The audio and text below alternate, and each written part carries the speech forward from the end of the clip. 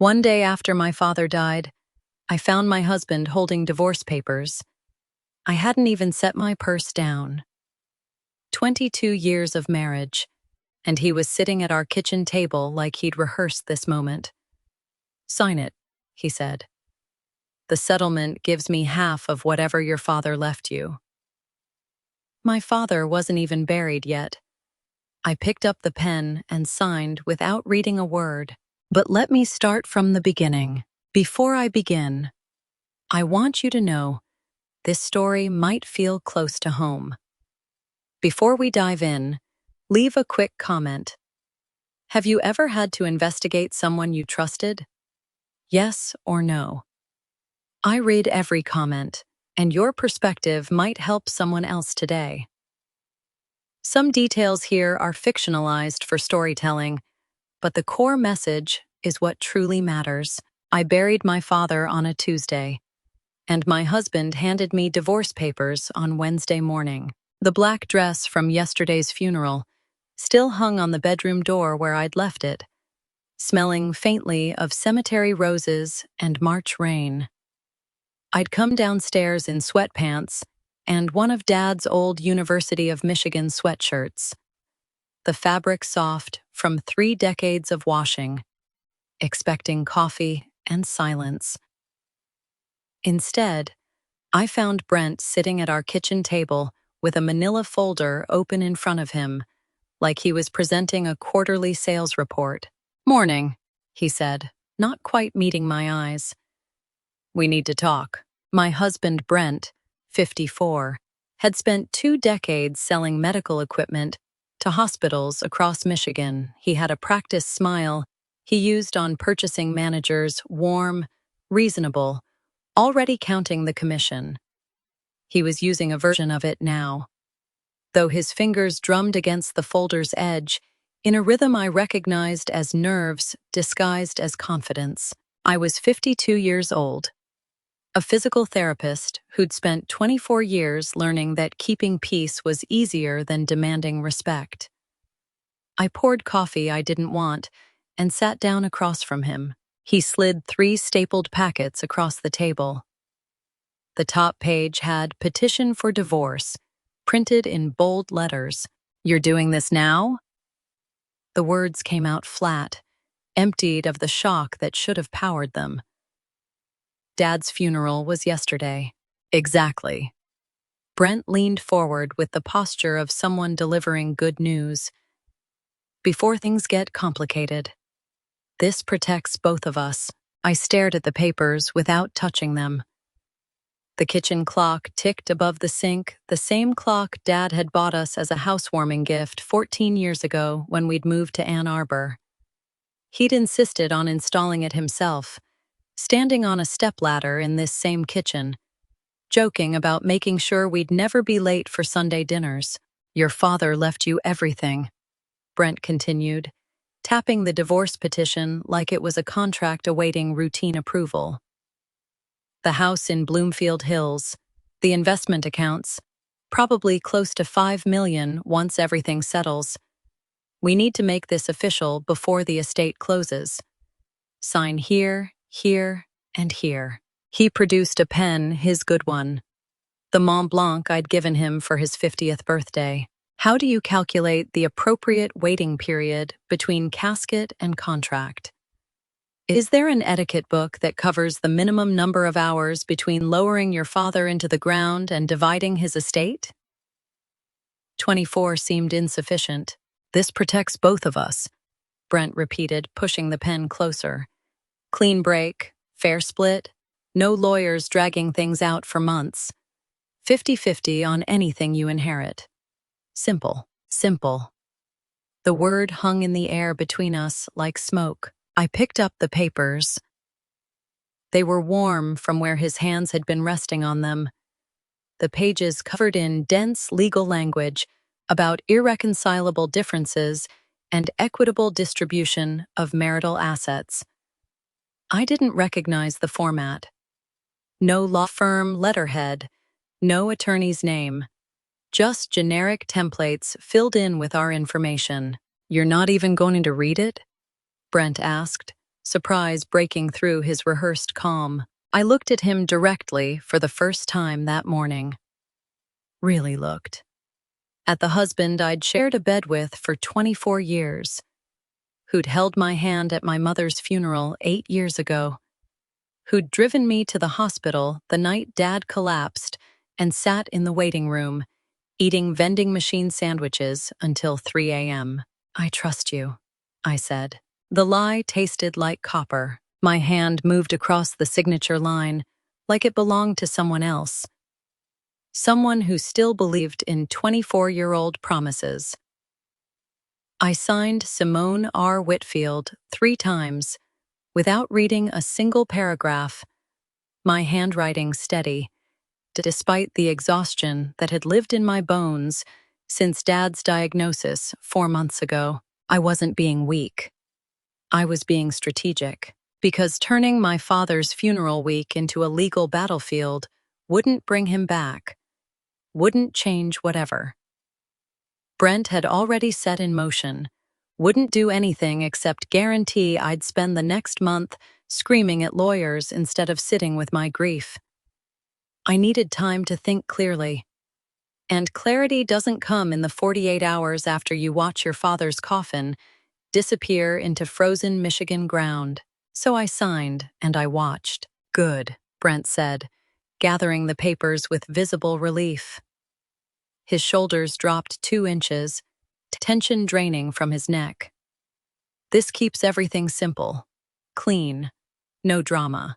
I was already standing, already folding the documents back into their manila folder, already moving toward his home office, where he'd probably scan and file them with the same efficiency he used for equipment purchase orders. I set the pen down carefully, studying his face as he shuffled the pages into order. He didn't notice me staring at the signature lines where my name now appeared in triplicate smooth, unmarked spaces that should have held something official. No seal. No notary stamp. Nothing. The pages were blank except for our signatures, missing the one thing that would make any of this legally binding. Brent had rushed so quickly to get my name on paper that he'd skipped the notarization entirely. I watched him leave the kitchen, listened to his office door click shut, and sat very still in the silence he'd left behind. My coffee had gone cold. The clock still ticked. And somewhere in that manila folder was a divorce petition with no legal weight at all. My phone would ring that afternoon. My father's attorney with a message Dad had left months ago. But in that moment, sitting in my kitchen in a dead man's sweatshirt, I understood something fundamental had just shifted. Brent thought he'd won. I had no idea the game had just started. The phone rang 3 hours after I signed away half my inheritance. And the voice on the other end knew things about my father I didn't. I was still at the kitchen table, staring at the empty space where Brent's manila folder had rested. The house felt hollow the way houses do after funerals, too many flowers, too much silence, too many sympathy casseroles stacked in the refrigerator. The missing notary seal bothered me like a loose tooth. I kept running my mind over it, testing the edges. Brent had rushed, cut corners, assumed I wouldn't notice or care, or have the energy to fight during the same week I buried my father. He'd miscalculated on all 3 counts. When my phone buzzed, the screen showed an unfamiliar local number. Probably another condolence call. Another well-meaning offer of food I wouldn't eat. "Hello? Ms. Whitfield Simone. This is Vernon Barker." The voice was male, professional, careful. "I handled your father's estate planning. I need to see you tomorrow morning, alone." Vernon Barker. My father's attorney. A 58-year-old specialist in wills and trusts who'd handled everything from my mother's death 10 years ago to Dad's business sale. He spoke with the kind of measured precision that made every word feel deliberate. "Tomorrow, 9 a.m., My office downtown. A weighted pause. This concerns your father's estate. We need to discuss some things privately. Privately. The word hung like a question mark. My husband just had me sign divorce papers this morning, I said, testing. Does this have to do with the estate? The silence lasted 3 seconds too long. I think we should have this conversation in person. Tomorrow. Vernon's tone sharpened slightly. And Simone, come alone. Not with your husband. This meeting is for you. Not with your husband. 24 hours ago, I'd been choosing psalms for a funeral service. Now I was cataloging the legal flaws in my own divorce papers and receiving cryptic calls from estate attorneys who emphasized alone. Like it was the most important word in the English language. Can you tell me what this is about? Your father anticipated certain scenarios. Vernon's voice remained steady, but something underneath sounded almost apologetic. He left instructions with me, very specific ones, about 3 months ago. Instructions about what to do if certain things happened after his death. 3 months ago. December. Dad had still been mobile then, still driving to doctor's appointments, still insisting he was fine, despite the oxygen tank following him room to room. We'd had Christmas at his house. Brent had helped him hang porch lights. What had happened in December to make Dad call his attorney? What kind of scenarios? The kind that involved your inheritance and your marriage. Vernon spoke slowly. He wanted to make sure you had information. Protection. Options. The funeral flowers in the living room seemed to pulse in my peripheral vision. Lilies and roses covering every surface. I'd received them yesterday with numb gratitude. Now they felt like stage dressing for a play I hadn't known I was in. My father had always been the kind of man who checked the weather before planning a picnic. Apparently, he'd seen storm clouds I'd missed entirely. He scheduled this call specifically for today, for the day after his funeral. Yes. Vernon's tone gentled. He was very precise about timing. He said, I'm quoting directly, "She'll need to know the day after, Vernon. That's when he'll make his move. Make sure she knows she has choices." Touchka. The kitchen tilted. I gripped the table edge. He knew Brent would. I don't know what your father knew or suspected, Vernon interrupted. But he left a letter for you. A detailed one. And he structured the estate in a way that protects you, regardless of your marital status. I think you need to see what he wrote. Tomorrow, 9 a.m. I'll be there. Come alone, Vernon repeated. If your husband asks, he won't. He has sales calls in Lansing all day Thursday. He mentioned it this morning. How convenient. How perfectly timed. Had Brent planned this Wednesday ambush, knowing he'd be gone Thursday? Knowing I'd have 24 hours to sit with the shock before he came home? 3 months. Dad had known 3 months before he died. Good, Vernon said. I'll see you at 9. And Simone, your father was a very smart man. Trust that he knew what he was doing. He hung up before I could ask any of the 100 questions crowding my throat. I sat surrounded by sympathy flowers and cold coffee, staring at my phone like it might offer explanations. 3 months before he died, my father had called his attorney and left instructions for this exact moment, the day after his funeral, when his son-in-law would make some kind of move. What had Dad seen in Brent that I'd spent 24 years pretending wasn't there? The house was very quiet. Down the hall in Brent's office, I could hear the printer humming, probably making copies of the worthless divorce papers he thought had just secured him millions.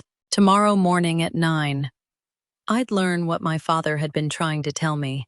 Tonight, I'd start paying attention to everything I'd been trained to ignore. My father's handwriting looked exactly the same 3 months before he died, as it had my entire blocky, deliberate, the kind of penmanship that belonged to men who'd built things with their hands before they built them on paper. Vernon's office occupied the fourth floor downtown, old brick meeting new glass, smelling of coffee and leather-bound law books. I'd arrived at 9 sharp, and the letter waited on his desk like evidence. "Your father wrote this in December," Vernon said, sliding the handwritten page across to me. "He wanted you to see it after he was gone. Not before, didn't want to poison your marriage while he was still here." Dad's personal letterhead. Cream-colored paper. His neat handwriting dated December 8th, 2024. "Vernon, I'm writing this because I need someone to remember the conversation I had with Brent tonight. We were in my study after dinner. Simone was in the kitchen. He asked me, very casually, about the estate timeline. How long probate typically takes. Whether the house and investments would transfer directly to Simone, or if there were complications. I made it sound like concern, like he was worried about her having to deal with legal complexity during grief. But Vernon, you've known me 30 years. You know I notice when someone's checking the math. I don't want to believe my son-in-law is counting days until I'm dead. But I also didn't build a successful business by ignoring my instincts. So I'm asking you to do what we discussed. Create the trust structure that protects Simone's timeline, not Brent's. If you're showing her this letter, I'm gone. Tell her I saw something, and I made sure she'd have time to see it too. Richard." I traced my finger along Dad's handwriting. Each capital letter, a tiny monument to the kind of care I'd taken for granted, the care that noticed things I'd trained myself not to see. "Brent asked him about the estate?" My voice stayed steady. "Dad never mentioned. Your father didn't want to create conflict while he was alive, but he wasn't willing to gamble your future on hope." Vernon pulled out another document, dense with legal language. "The trust is now active. $5.2 million in total assets. The house in Bloomfield Hills, investment accounts, life insurance, business sale proceeds. All of it flows into an irrevocable trust with you as primary beneficiary and me as trustee. 5.2 million.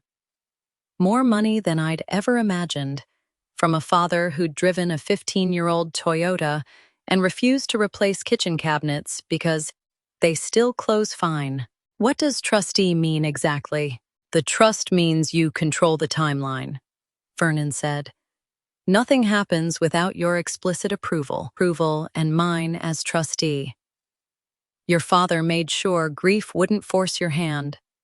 No distributions, no major decisions, no rushed choices. Minimum 6-month waiting period before any significant transfers. 6 months.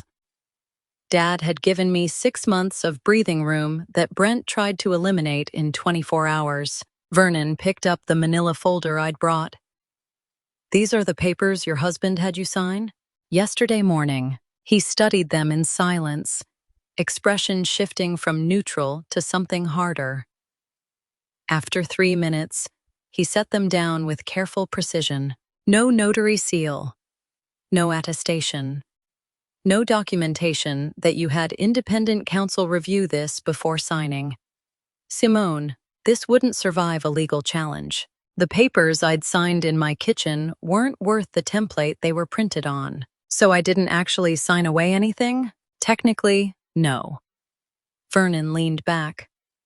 "Michigan law requires proper representation in marital asset division, especially involving inheritances. This is a template from an online service. A judge would throw it out in 30 seconds. Relief hit like cold water." "Here's what I'd advise," Vernon said. "Don't tell him that yet. Let's see what else Brent does when he thinks he's already won. I sat very still, processing the shift. 24 hours ago, I'd been a grieving daughter signing papers to keep peace. Now Vernon was suggesting I become something else entirely. You want me to let him think the divorce papers are valid? I want you to observe. People who believe they've secured what they want tend to get careless. They make mistakes. They reveal things.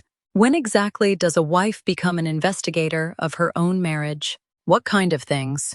That's what we're going to find out.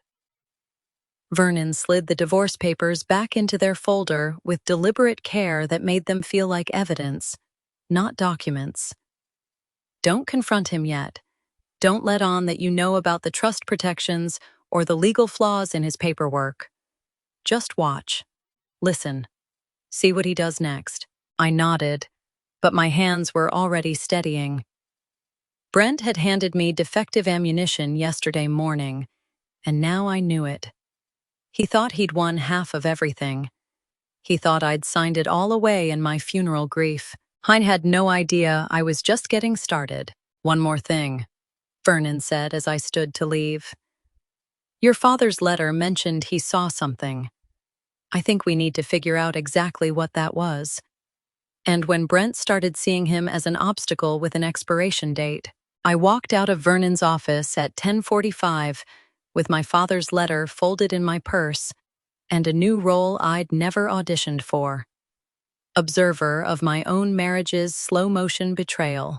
That evening, Brent would ask how the attorney meeting went, and I'd have to decide how good a liar 24 years of marriage had made me. Brent was waiting in the kitchen when I got home. Coffee cup positioned exactly where it had been when he'd handed me divorce papers, the day before calculated casualness that I'd once mistaken for comfort. Hey, he said, looking up from his phone with what was probably meant to be a relaxed smile. How'd it go with the attorney? Just standard estate stuff? I set my purse on the counter, bought myself 3 seconds by filling a water glass at the sink. Vernon's voice echoed in my head. Observe, listen, see what he does next. Mostly paperwork, I said, keeping my tone flat with exhaustion. I didn't have to fake. Probate timelines, that sort of thing. Vernon's very thorough, I bet. Brent stood, carried his cup to the sink. Did he mention how long the whole process usually takes? Just curious. Just curious. The same tone he'd used asking Dad about estate structure in December. According to the letter, now folded in my purse, 6 months minimum. Could be longer, depending on asset complexity. I delivered the truth wrapped in vagueness, watching his jaw tighten slightly. 6 months. That seems excessive. It's standard for estates this size, apparently. I opened the refrigerator, stared at the sympathy casseroles like they required deep contemplation. Vernon said Dad structured things carefully. Lots of paperwork. Brent was quiet for a moment too long. When I glanced back, he was gripping the counter edge, knuckles pale. Well, the important thing is we have our paperwork settled, he said. The divorce agreement. So when the estate does close, everything's already clean. Simple. Simple. His favorite word lately. Right, I said. We ate reheated pasta at the dining table, like actors in a play about a normal marriage. Brent asked about funeral thank you notes. I asked about his sales calls. The conversation moved in careful circles around everything that mattered. So we can finalize our paperwork soon then? He asked between bites, trying for casual and landing somewhere near anxious. Get everything settled before the estate closes? There it was again. That urgency, bleeding through his rehearsed calm. Not grief, not even guilt. Just impatience. Like he was waiting for a delayed shipment. I guess so, I said. Vernon didn't really get into that part. 24 years of marriage. and I'd never noticed how good I'd become at lying through dinner conversation. Or maybe I'd just never had a reason to notice before. Brent relaxed visibly, shoulders dropping 2 inches. Good, that's good. Clean break, fresh start. It's the right thing, I nodded, pushed pasta around my plate, and wondered what invisible clock he was racing. That night, I lay awake until Brent's breathing settled into the deep rhythm of sleep. At 2:15 a.m., I slipped out of bed and went to his home office. The computer was never locked, one of those small marital trusts that felt quaint 12 hours ago and strategic now. I opened his email, typed divorce into the search bar, and waited. 37 results. I scrolled through carefully, phone in hand to photograph anything useful, like Vernon had suggested. Most were recent template downloads, filing procedure articles, Michigan law summaries, all dated after Dad's funeral, consistent with Brent's story of sudden decision. Then I found the receipt. Subject: legal docs, express order. Confirmation. Date: February 28, 2025, 3:47 p.m. Order: divorce settlement agreement template. Standard download. 47. Simka. I stared at the date until my eyes burned. February 28th. Nearly 3 weeks before hospice. Weeks before the end. Dad had still been driving himself to doctor's appointments in February. Still stopping by for Sunday dinners. Still complaining about hardware store lumber prices. Still planning a summer trip to Mackinac Island. We'd both known he probably wouldn't take, but pretended was certain. February 28th. Dad had been alive in every way that mattered. Sick. Yes. Declining. Yes. But attending monthly checkups, not dying in a hospital bed. My hands shook as I photographed the screen. Uploaded it to the private cloud storage Vernon had helped me set up that morning. The blue light from the monitor made the home office feel like a crime scene, which I supposed it was. Brent had downloaded divorce templates nearly 3 weeks before Dad was moved into hospice care. Before the prognosis shifted from managing decline to weeks, maybe days. Before any of us had started using the word dying out loud. I clicked through more emails, found saved searches dating back to January. Michigan inheritance laws, spousal rights to inheritance, divorce during terminal illness ethics. He'd actually searched for ethics. At what point does planning for someone's death cross from practical to predatory? I kept photographing, kept uploading, kept building the timeline Vernon would need. Each email, another breadcrumb leading back to the moment. Brent had stopped seeing my father as family and started seeing him as an obstacle with an expiration date. The office was very quiet. Outside, Ann Arbor slept. Down the hall, my husband slept too, probably dreaming of the millions he thought he'd already secured. I found one more email, sent to himself like a note. Track prognosis updates. Timing matters. File before, but wait until after. File before, but wait until after. Before Dad died. After I was too grief-stricken to read what I was signing, I photographed that one twice. Hands steady now with something colder than anger. Then I cleared the search history, closed the browser exactly as I'd found it, and walked back to our bedroom, where Brent sprawled across his side of the mattress like he owned the whole world. I stared at the ceiling until gray light started seeping through the curtains. The February 28th date burned into my vision like an afterimage.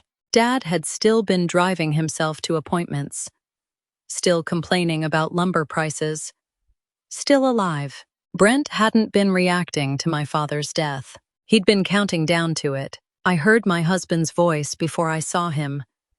Low, urgent, coming from the den with the kind of careful quiet that makes you stop breathing so you can hear better. 2 days had passed since I'd found the February receipt. The date kept circling my thoughts. 3 weeks before hospice, 4 weeks before the end. Now it was Friday morning, March 28th, and I was halfway down the stairs when I heard him through the den's half-open door. I wasn't ready for you to tell me that. It was too early. I froze on the landing. A woman's voice responded, too quiet to make out words, but unmistakably female. Hospital records aren't supposed to be. Brent's voice rose slightly, then dropped back to urgent whisper. You should have waited. I needed more time to prepare. My hand gripped the banister. Hospital records. Time to prepare. Look, I know you were trying to help, but giving me that information in December when he had months left. A pause. What was I supposed to do with it? December. The same month Dad had written to Vernon about Brent's casual questions. The same month someone had apparently told Brent exactly how much time remained. There's something deeply strange about hiding from your own husband in your own hallway. Memorizing inflections in his voice. You've been ignoring for 24 years. Cataloging the shape of betrayal in real time. I took another step down. The stair creaked. Brent appeared in the doorway, so fast he must have been facing it. His expression cycled through guilt, panic, and landed on cheerful so quickly I might have missed the journey if I hadn't been watching. Hey, he said into the phone, volume jumping up. Yeah, good talking to you too. Take care. He ended the call before whoever it was could respond. Morning, I said from the stairs, keeping my voice sleep-soft. You're up early. Client in California. Time zones. He slipped his phone into his pocket with practiced ease. Coffee's fresh. I came down slowly, giving him time to settle his face. By the time I reached the den doorway, he was straightening papers on the desk like he'd been working there all along. Who was that? Old college friend. His eyes skated past mine, landed on the bookshelf, the window, anywhere but my face. You know, just checking in after the funeral. The tell was so obvious, I wondered how I'd missed it for 2 decades. Brent could lie to strangers with Olympic-level skill, but he couldn't hold eye contact with me while doing it. I'd always thought that meant something good about our marriage. That's nice, I said, accepting the lie with a small smile. I'm glad people are thinking of you too. This has been hard on both of us. His shoulders dropped half an inch. Relief, visible and immediate. Yeah, it has. He moved past me toward the kitchen. Want breakfast? Just coffee's fine. I watched him go. Watched him relax with each step away from scrutiny. Watched him believe I'd bought the story without question. Marriage, I was learning, was less about knowing someone and more about agreeing which lies to pretend you believe. I spent the day cataloging what I'd heard. Female voice, hospital records mentioned, complaint about receiving information too early, December timeline reference. By 7:30 that evening, after Brent left for a dinner meeting, I called Vernon. I heard something this morning, I said when he answered. Brent was on the phone. He mentioned hospital records and someone telling him something too early back in December. Vernon's silence lasted 3 seconds. What exactly did he say? I repeated the fragments as precisely as I could remember. Not being ready, December. Needing more time to prepare. Someone at the hospital, I finished. Someone who knew when my father would die, and told your husband. Vernon's voice went clinical. Medical records are protected under HIPAA. Unauthorized access is both a federal crime and grounds for civil suit. Can you find out who looked at Dad's files? I can request an audit. Medical privacy violations leave digital footprints. If someone accessed your father's files without authorization, we'll find them. Every login is logged, every file access timestamped. How long? Week, maybe 2. University of Michigan Hospital maintains access logs. I'll file the request Monday morning as part of a state settlement review, completely routine. Nothing that would alert anyone we're investigating a leak. I sat in the quiet living room, funeral flowers finally wilting on the mantel, and felt something shift. Not anger anymore. Something colder. More focused. Good, I said. Because whoever told Brent when to prepare those divorce papers turned my father's death into an appointment they could schedule around. We'll find them, Vernon said. And when we do, you'll have enough evidence to bury him in court. I hung up and sat in the growing dark, waiting for Brent to come home from his dinner meeting, waiting for Vernon's audit results, waiting to see exactly how deep this went. Somewhere, at University of Michigan Hospital, someone had a name attached to a login timestamp, and within a week, that name would be mine. The trick to catching the liar, I was learning, is to ask the same question twice without making it sound like the same question. 5 days had passed since I'd called Vernon about the hospital audit. 5 days of waiting for results while living with a man whose face I'd once loved and now studied like evidence. The calendar had turned to April, and I was learning patience I didn't know I had. Wednesday morning, April 2nd. I made scrambled eggs the way Brent liked them, soft, with chives from the garden Dad had helped me plant 3 springs ago.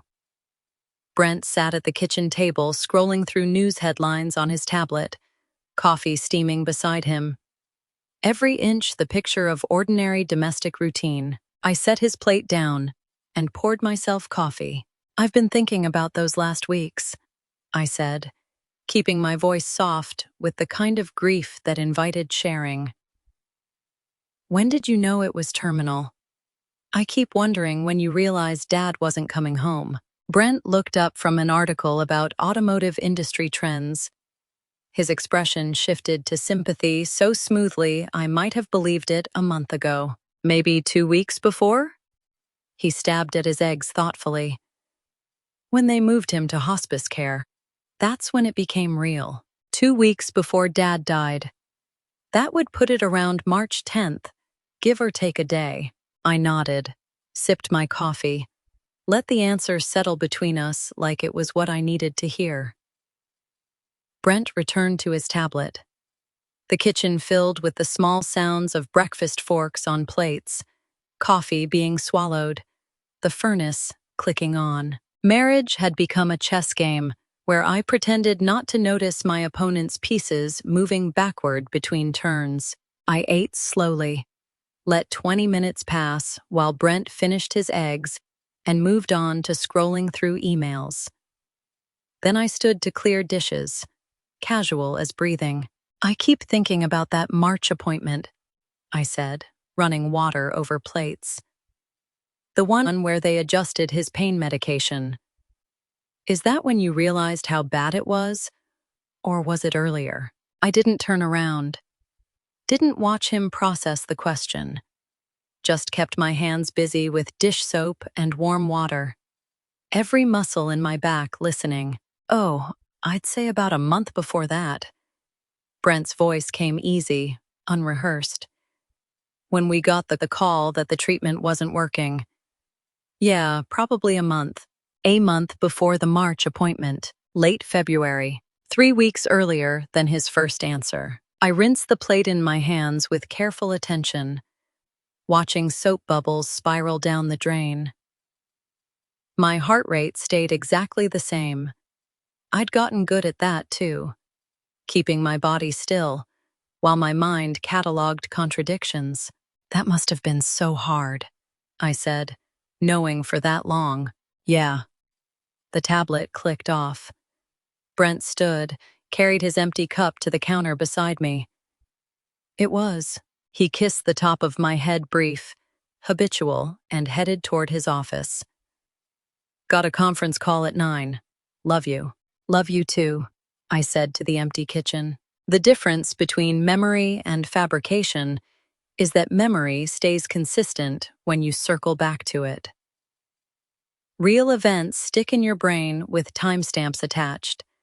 You remember the phone call that changed everything, the conversation in the hospital corridor, the moment the doctor said, weeks, not months. Those moments don't shift around when someone asks about them 20 minutes apart. Lies drift like untethered boats. I pulled out my phone and opened the Notes app I'd started keeping. The one with a password Brent would never guess, my mother's maiden name plus Dad's birthday, neither of which he'd ever bothered to remember. April 2, 8:35 a.m. Question 1. When did B realize terminal? Answer. 2 weeks before. Hospice. E.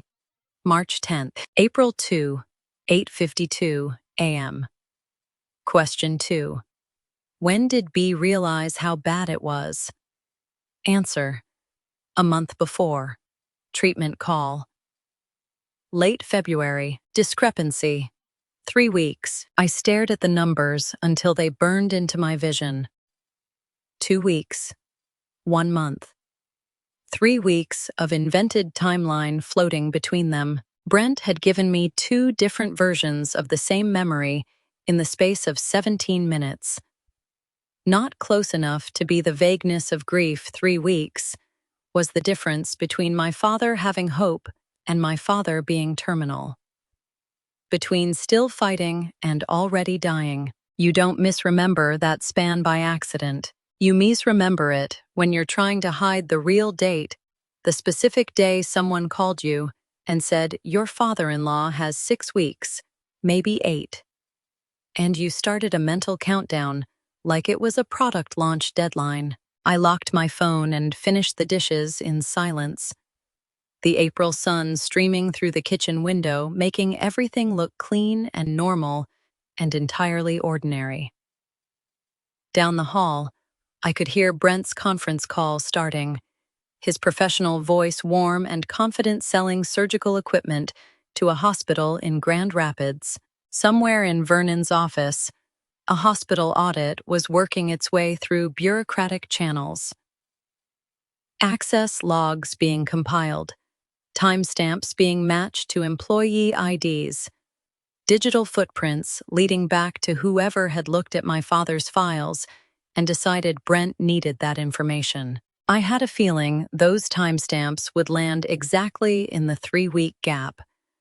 Brent couldn't keep straight.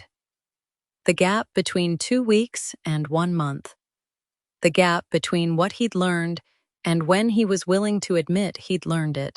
The gap where someone's name would appear, attached to a login and a file access and a phone call. Brent still thought I knew nothing about. Vernon had set a week for the audit results. 3 more days. I could wait 3 more days. I laid 3 pieces of evidence on Vernon Barker's desk like a prosecutor building a case. An email receipt, a handwritten log of contradictory timelines, and a single question: who told my husband when my father would die? 3 days had passed since Brent's breakfast contradictions. 3 days of cataloging the gap between 2 weeks and 1 month, between memory and fabrication, between the husband I'd married and the stranger drinking coffee across from me every morning. Now it was Friday, April 5th, and Vernon's office felt less like a law firm and more like a war room. 3 data points, I said, spreading the printouts across his polished desk. February 20th, he's ordering divorce templates. March 28th, he's complaining someone told him too early. April 2nd, he can't keep his timeline straight. They all converge on the hospital. Vernon picked up the first page. The legal docs express receipt I'd photographed at 2 a.m. 3 weeks ago, then the transcript I'd typed of Brent's overheard phone call, his complaint about December information, coming when Dad had months left. Finally, my notes from breakfast comparing 2 weeks versus 1 month.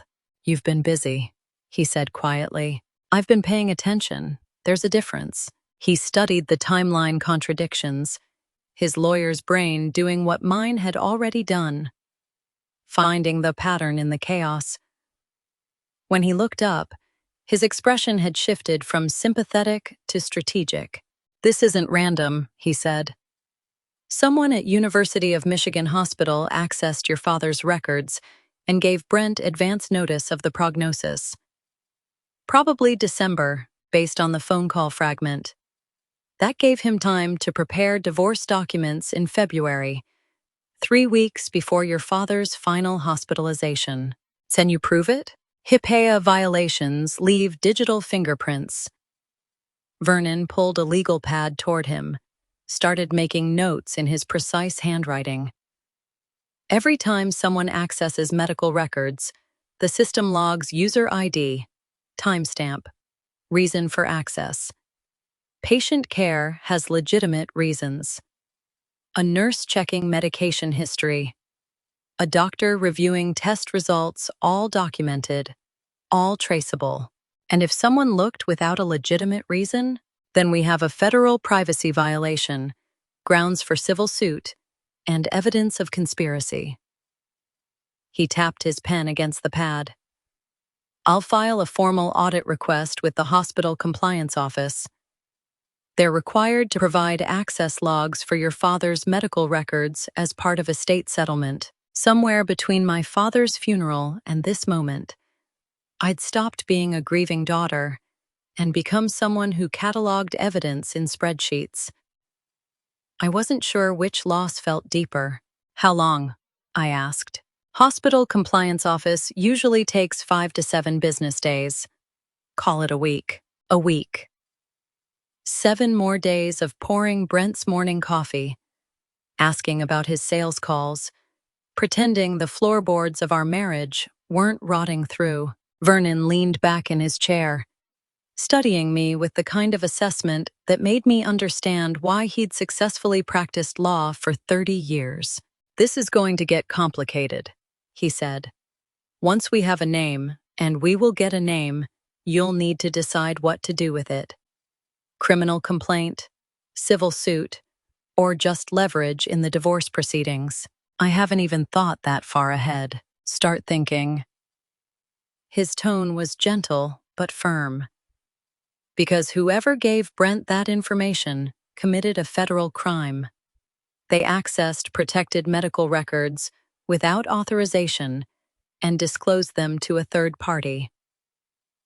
That's not a slap on the wrist, that's career-ending, potentially jail time." I stared at the evidence spread across his desk.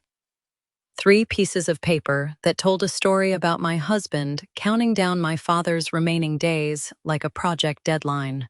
"Good," I said. Vernon was teaching me that truth isn't discovered in a single revelation. It's built like a house, one documented brick at a time, until the structure becomes undeniable. I gathered my evidence into a folder, labeled it with my father's case number.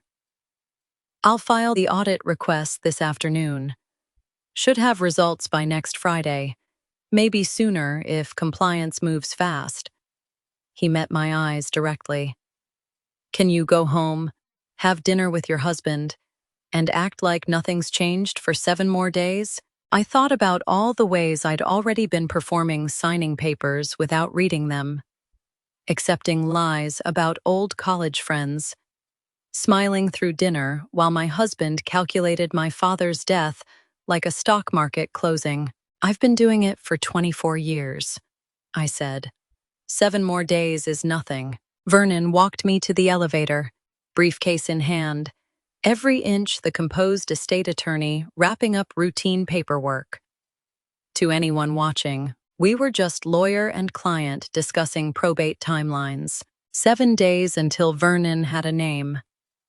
7 days until I'd know exactly who had helped Brent schedule my father's death into his calendar. I could wait 7 days. Though it might kill what was left of my marriage, not that there was much left worth saving. My mother-in-law brought a tuna casserole and asked about my inheritance before she asked how I was sleeping, which told me everything I needed to know about why she'd really come. 3 days into the 7-day wait for Vernon's audit results, I was learning that performing normalcy required audience participation. Brent was easy. He wanted to believe I suspected nothing. But Lorraine Whitfield, 74, and retired from decades as an administrative assistant, had perfected the art of wrapping entitlement in concern. Simone, Dr. She swept into the foyer, Tuesday evening smelling of hairspray and the tuna casserole she handed me, like an admission ticket. I was making dinner, and thought you two could use something homemade. The casserole was still warm, which meant she'd timed this visit. That's so thoughtful, Lorraine. Come in. Brent appeared from his office, smile already in place. Mom! What a surprise. Not a surprise. He'd known she was coming. We settled in the living room, me holding the warm dish because neither of them had thought to take it to the kitchen. How are you holding up? She asked, and I prepared to answer before realizing she'd already moved on. I know these things take time, dear, but do you have any sense of when the settlement might finalize? Just for planning purposes. The settlement, not the estate, not my father's affairs. The settlement, like I was a lawsuit being resolved. It's still early in probate, I said carefully. These things can take months. Brent jumped in smoothly. Mom, I told you, it's just standard probate. Could be a few months. Lorraine's expression flickered confusion, then correction. Oh, I thought you said it was mostly wrapped up. She turned to me with practiced sympathy. Well, no rush, of course. You must be so exhausted dealing with all this paperwork, Simone. Paperwork. The word she'd chosen to describe my father's death and its aftermath. I'd spent 24 years at Whitfield family dinners, learning to laugh at the right moments and stay quiet during the wrong ones. Training I'd mistaken for love instead of what it actually was. An audition for a role I'd already been cast in. The attorney is handling most of it, I said. Brent's hand found my shoulder, squeezed gently. To Lorraine, it probably looked supportive.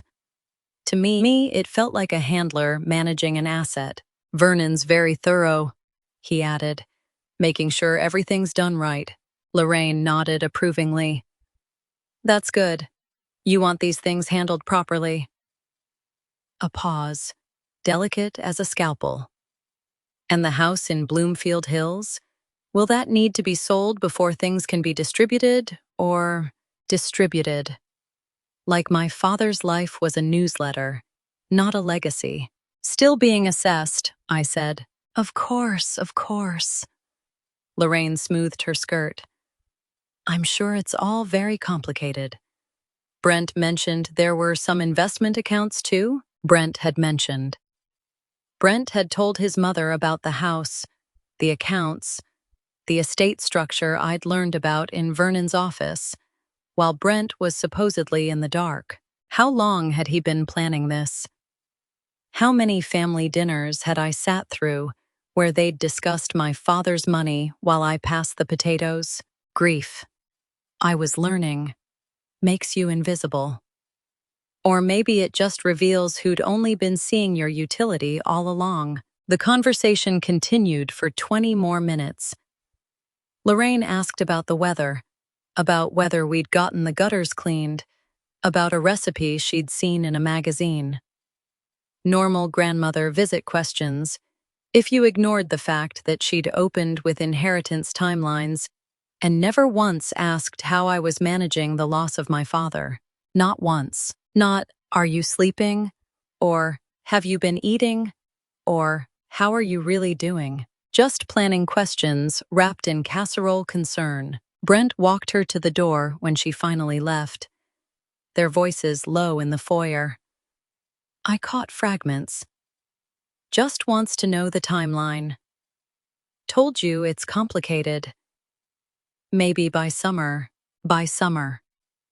Brent was giving his mother a timeline for money he thought he'd already secured through invalid divorce papers. How do you become a ghost in your own living room while two people discuss your father's money as if you're not holding the casserole dish they brought? After Lorraine left, I carried the dish to the kitchen and washed it carefully, stacked it with the others in the cabinet. 24 years of dishes, returned after 24 years of family dinners where I'd apparently been the help, not the family. Brent came up behind me, wrapped his arms around my waist. "Sorry about Mom," he said. "You know how she is." "It's fine." "You okay?" "I'm fine." What I actually was a woman counting down. 4 more days until a hospital audit exposed exactly how long her husband had been treating her father's death. As a business opportunity wasn't something I could explain over leftover tuna casserole. So I dried the dish, put it away, and performed fine until Brent went back to his office. Then I stood in my kitchen, in the house my father had helped us buy, surrounded by sympathy casseroles from people who'd measured their concern in covered dishes and timeline questions, and felt the last thread of obligation to this marriage snap clean. 4 more days. 4 more days until Vernon called with a name. 4 more days until I stopped being invisible and started being dangerous. Vernon Barker's voice on the phone carried the kind of careful precision that meant he'd found something that would hold up in court. A name, a date, and a HIPAA violation that connected every piece of evidence I'd been collecting into a single, prosecutable timeline. 4 days had passed since Lorraine's casserole visit. 4 days of performing normalcy while waiting for this call. Now it was Friday morning, April 12th, and I was sitting in Vernon's office while he laid out documentation that would crack my marriage open like evidence at a crime scene. "The hospital compliance office came through faster than expected," Vernon said, sliding a stapled report across his desk. Official letterhead, signatures, the weight of institutional authority. They take HIPAA violations seriously. I picked up the report. Medical Records Access Audit. My father's name at the top. A list of employee IDs with timestamps. Most marked with legitimate medical codes: attending physician, nursing staff, pharmacy review. One entry circled in red ink: Nadia Lindsay. Vernon's voice was steady, clinical. Records coordinator, employed at University of Michigan Hospital for 6 years. Accessed your father's files at 2:47 p.m. on February 28th without authorization. No medical necessity documented. No legitimate reason for access. Nadia Lindsay. A 38-year-old hospital records coordinator who'd worked at University of Michigan Hospital for 6 years, who had accessed my father's confidential medical files and handed Brent the timeline of my father's death before Dad even knew it himself. I stared at the name until it burned. "February 28th, I said slowly. "Vernon, that's the same date as the divorce template receipt." His expression shifted satisfaction, mixed with something grimmer. He pulled another document from the folder. The printout I'd given him 3 weeks ago.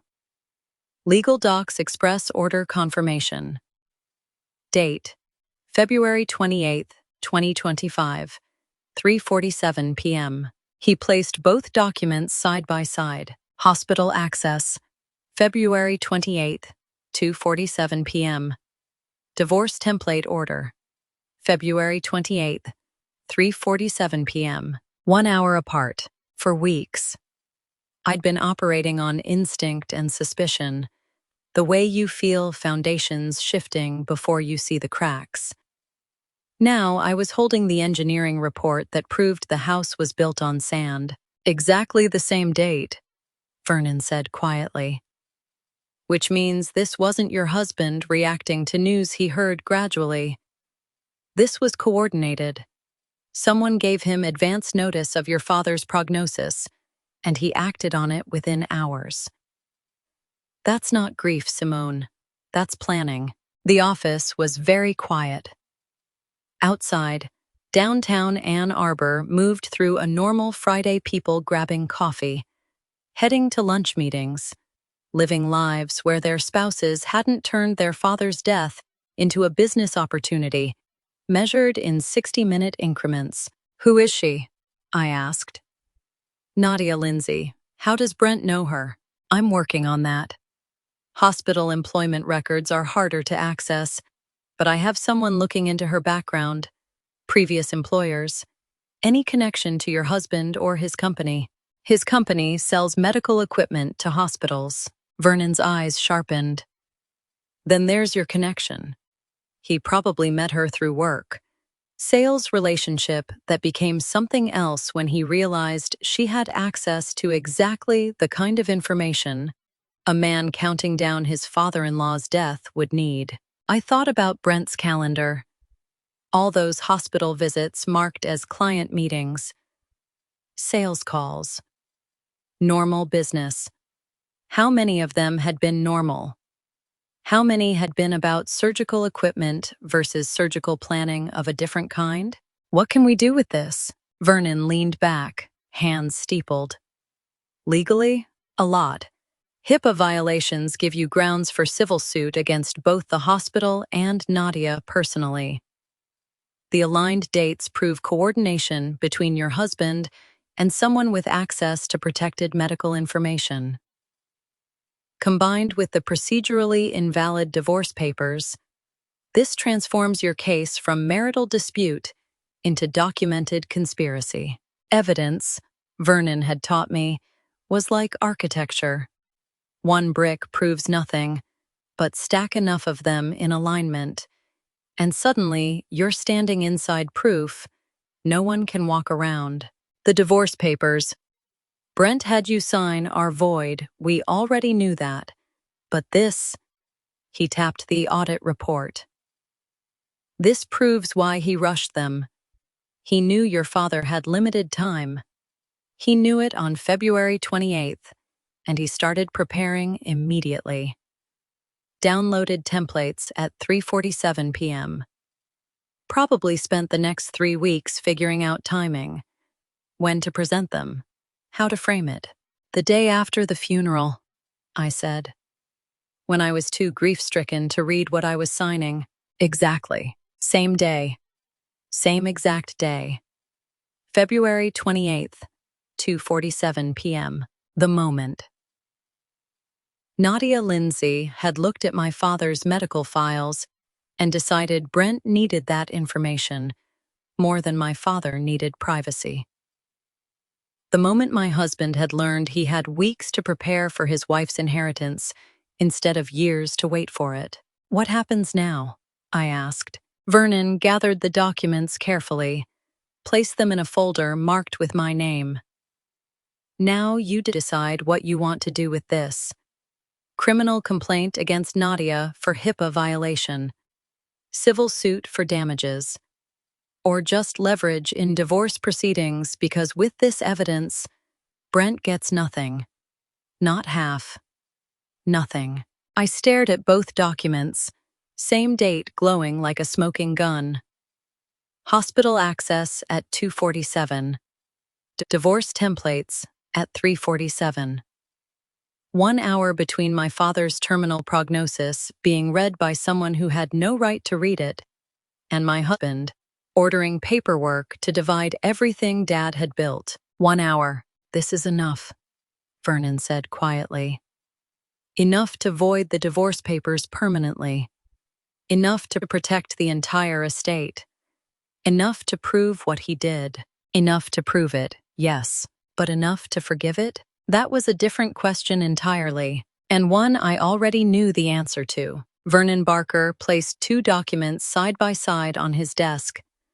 My father's death certificate and the divorce papers I'd signed in my kitchen, and the 2-day gap between their dates opened like a chasm I'd been standing on the edge of without knowing it. 3 days had passed since Vernon handed me proof of Nadia Lindsay's HIPAA violation and the February conspiracy. I'd thought that was the bottom of how far this went. I was wrong. Tuesday afternoon, April 15th. Vernon had called me back to his office to review one final detail in the divorce paperwork. He'd been examining the documents more carefully, looking for anything else Brent might have lied about. He'd found it. "Simone, when did you actually sign these papers?" Vernon asked, studying the document header with focus that meant he'd already found his answer. "March 25th, the morning after the funeral. Why?" Vernon pulled another document from his folder, my father's death certificate. Official seal embossed in the corner. Date of death, March 24, 2025. He placed it beside the divorce papers, aligned them so the dates showed clearly. Divorce petition filing date, March 22, 2025. Death certificate, March 24, 2025. Because they're dated March 22nd, Vernon said quietly. "Your father died on the 24th. The office tilted. I gripped the edge of Vernon's desk. "That's not possible. I signed them the day after the funeral." "You signed them then, yes, but look at the filing date stamp here." Vernon pointed to small text in the document header. March 22nd. These weren't just prepared in advance. They were finalized 2 days before your father died. 2 days, 48 hours, in 24 years of marriage. I'd learned Brent's tells the way he cleared his throat before lying, how his left eye twitched when he was nervous, but I'd never learned to read the one thing that couldn't lie: a calendar. "I don't understand," I said, though I was beginning to. He had them ready before Dad died? Not just ready, filed, complete, dated, and executed. Vernon's tone stayed professional, but something underneath sounded almost apologetic. "On March 22nd, your husband finalized divorce papers, splitting your inheritance. On March 24th, your father passed away. On March 25th, Brent presented you with papers he'd been sitting on for 3 days, waiting for the right moment the morning after the funeral, when you'd be too grief-stricken to read them. The numbers arranged themselves like a timeline of calculated cruelty. February 28. Nadia accesses Dad's files, 2:47 p.m. Brent orders templates, 3:47 p.m. March 22. Divorce papers finalized. March 24. Dad dies. March 25. Brent hands me papers. I sign without reading. "I was waiting," I said. He had them finished before Dad died. He was just waiting. Yes, Vernon had turned my marriage into archaeology, brushing away layers of everyday deception until the bones underneath spelled out a word I hadn't wanted to read: predator. I picked up the divorce papers, studied the March 22nd date like it might change if I stared hard enough. But dates don't lie. Documents stamped with specific days tell the truth, even when everything else is constructed. "How long was Dad sick at that point?" I asked. "On March 22nd? Vernon consulted his notes. "According to the medical timeline, your father was moved to hospice care on March 18th, 4 days before your husband signed these papers. 4 days into hospice.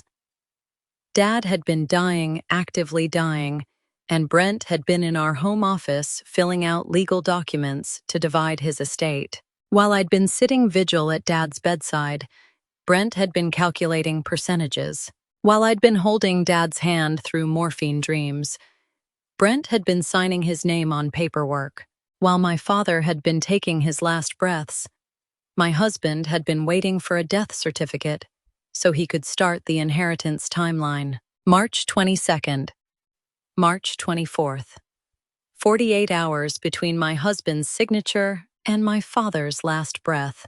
"This is premeditation," I said, voice steadier than I felt. "Not just planning, not just opportunism. This is—" I couldn't finish. Didn't have words for what it was when someone marked your father's death on a calendar like a business deadline and prepared legal documents to execute the moment the funeral ended. "Yes," Vernon said. "This is evidence that would stand up in any court. Proof beyond any reasonable doubt." My hands started shaking, holding the two documents, one recording the end of my father's life, the other recording how my husband had been counting down to it with legal papers already signed.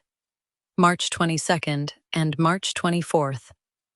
2 dates that would never mean anything ordinary again. Brent had been waiting. Not weeks, not days. Hours. He'd been waiting hours for my father to die so he could present me with divorce papers before I'd even finished planning the funeral. Vernon didn't say anything, just let me stare at the dates until the numbers burned themselves into my vision. And that's when I stopped asking myself if I could forgive him and started asking what I was going to do about it. I sat in my car in Vernon's parking lot for 40 minutes before I could trust my hands to hold the steering wheel without shaking. Watching other people walk to their vehicles and drive home to marriages that probably weren't evidence files. March 22nd and March 24th kept cycling through my mind like a broken record. 2 days. 48 hours between Brent finalizing divorce papers and my father's last breath. The math was simple. The implications were bottomless, but underneath the shock, something else was surfacing, a pattern I'd been living inside without seeing its shape. 24 years of marriage, spreading out behind me like a map I'd been reading upside down. Every time I'd kept the peace by not questioning Brent's decisions. Every time I'd smoothed over instead of speaking up. Every time I'd told myself I was being a good wife, a supportive partner, someone who didn't make everything a battle. "I thought I was being a good wife," I said to the empty car. I was being a compliant bank account. Memories flooded back with new context attached. Brent promising his mother we'd help pay for her bathroom renovation without asking me first. "It's just money, babe. We can afford it." Me nodding, not wanting to seem petty. Brent borrowing my car to lend to a colleague for a week. "You don't mind, right?" telling me after he'd already said yes. Me adjusting my schedule without comment. Brent volunteering our house for Thanksgiving, for his company holiday party, for his college buddy's wedding weekend. "You're so good at hosting." Me cooking and cleaning and performing gracious, while he got credit for generosity with my labor. Every memory I had of being understanding when Brent made unilateral decisions was just another brick in the wall he'd built between my opinions and his assumptions about what I'd tolerate. Every time I didn't push back, I was teaching him I wouldn't, I whispered. And he learned. I'd mistaken his confidence for partnership, his assumption of my agreement for trust, his pattern of deciding first and informing me later for decisiveness, instead of what it actually was. Entitlement I'd been enabling for 24 years. "Dad saw it," I said, tears starting now, hot and angry. "Vernon saw it. The only person who didn't see it was me." My father had noticed Brent asking about estate timelines and written to Vernon about protecting my choices. Vernon had spotted the procedural flaws in divorce papers instantly. Even Lorraine had assumed Brent made the decisions, and I simply went along because I had. For 24 years, I had. I started the car eventually, drove home on autopilot, parked in our driveway at 5:30, knowing Brent had a dinner meeting and wouldn't be home until 8. The house was quiet, empty, waiting. I walked into the kitchen and stood exactly where I'd stood 3 weeks ago, when Brent handed me divorce papers across this same table. The spot where I'd signed without reading, proving to him one final time that he could count on my compliance even in my deepest grief. The impulse hit me like a physical force. Walk into his office, pull every piece of evidence from my phone and Vernon's folder, throw it all in Brent's face the moment he walked in tonight. Scream, demand answers, force confession. Make him explain how he could finalize divorce papers while my father was in hospice, how he could wait for the funeral to ambush me, how he could spend 24 years treating my agreement as inevitable instead of earned. But that's what old Simone would do. React emotionally. Seek resolution through confrontation. Prioritize clearing the air over protecting her position. Anger, I was discovering, could run hot or cold. Hot meant confrontation and catharsis. Cold meant calculation and consequences. I was choosing ice. I called Vernon from the kitchen table, voice steadier than it had been in his office 2 hours ago. I could walk in there tonight and throw every piece of evidence in his face, I said when he answered. But that's not what wins, is it? Vernon's pause lasted 3 seconds. No. What wins is patience. Let him think he's already won while we document everything he does next. People who feel safe get careless. Then that's what I'll do. I stared at the table where Brent's coffee cup had sat 3 weeks ago, positioned exactly where it always sat. Calculated casualness I'd once mistaken for comfort. What's our next step? I'm working on formal documentation of Nadia Lindsay's HIPAA violation. Hospitals conducting internal review.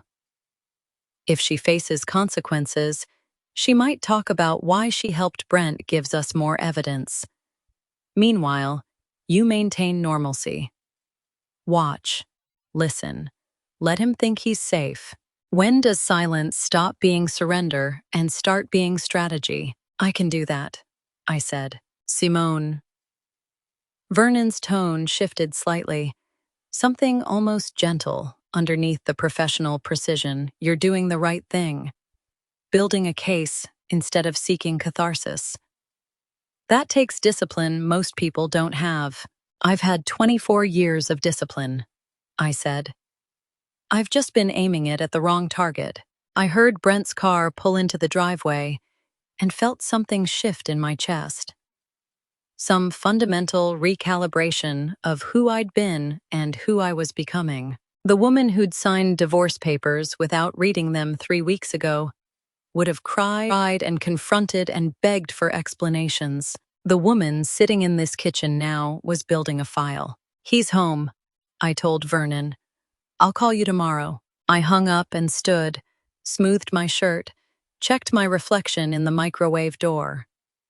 Same face, different person behind it. Brent would walk in expecting the wife who smoothed things over, who kept peace, who made his life easier by not making waves. He'd get her, right up until the moment I was ready to show him exactly how patient fury could be. 7 days after I learned my husband had signed divorce papers, before my father stopped breathing. Vernon Barker called to tell me the woman who'd made it possible was about to lose her job. I'd spent those 7 days performing normalcy with precision I didn't know I had. Made Brent's coffee every morning. Asked about his sales calls. Each performance felt less like lying and more like strategy. Now it was April 22nd, and Vernon's voice carried the kind of satisfaction that meant consequences were becoming real. Nadia Lindsay's termination hearing is scheduled for May 6th, he said. Hospital compliance doesn't mess around with HIPAA violations she's done. I was sitting in my car in the grocery store parking lot. Good. She helped him track my father's death like a stock ticker. She should lose more than her job. She probably will. Vernon's tone stayed clinical, but I heard approval underneath. 6 years of employment. Her medical records certification potentially revoked. She accessed protected medical information without authorization and disclosed it to a third party. That's career-ending.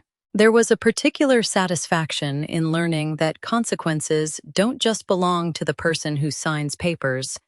They shouldn't. They spread to everyone who helped make the crime possible. The question is whether she'll talk, Vernon continued. Admit why she did it, who asked her, whether Brent compensated her. If she does, this becomes bigger than divorce fraud. Criminal charges, potentially. Conspiracy to commit fraud. If she received payment for accessing those records, that's a whole different level.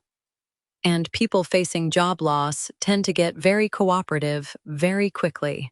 I stared at my grocery list: milk, eggs, bread, normal life built on calculated warfare. Have you talked to her? Not yet. But her attorney reached out asking about your intentions. She's scared, Simone. Means she's thinking about what information might buy her leniency. Brent's territory included University of Michigan Hospital. He'd probably met Nadia through work, built a relationship, then leveraged it when he needed someone with access to my father's files. Keep me updated, I said. I want to know what she says. Will do. Can you come to my office this afternoon? I want to show you something. 2 hours later, I sat across from Vernon's desk while he laid out 6 manila folders like cards in a winning hand. December letter from your father, he said. Documenting Brent's questions, establishing protective trust creation. February 28th. Nadia's unauthorized access at 2:47 p.m. Brent's divorce template order at 3:47 p.m. Same day, 1 hour apart. March 22nd. Divorce papers dated 2 days before your father died on March 24th. Procedural invalidity. No notarization, no independent counsel. Timeline contradictions. Brent's stories about when he learned the prognosis. Documented inconsistencies. Hospital compliance report. Official HIPAA violation documentation.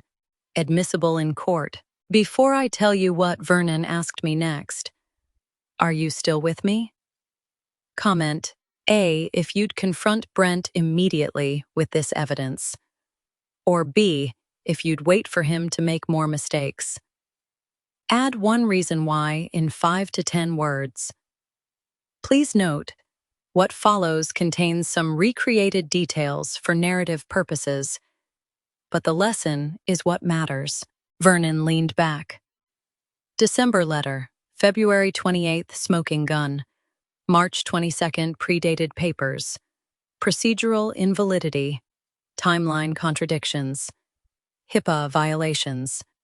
Simone, this case is bulletproof. So we can void the divorce papers completely? Protect the entire inheritance?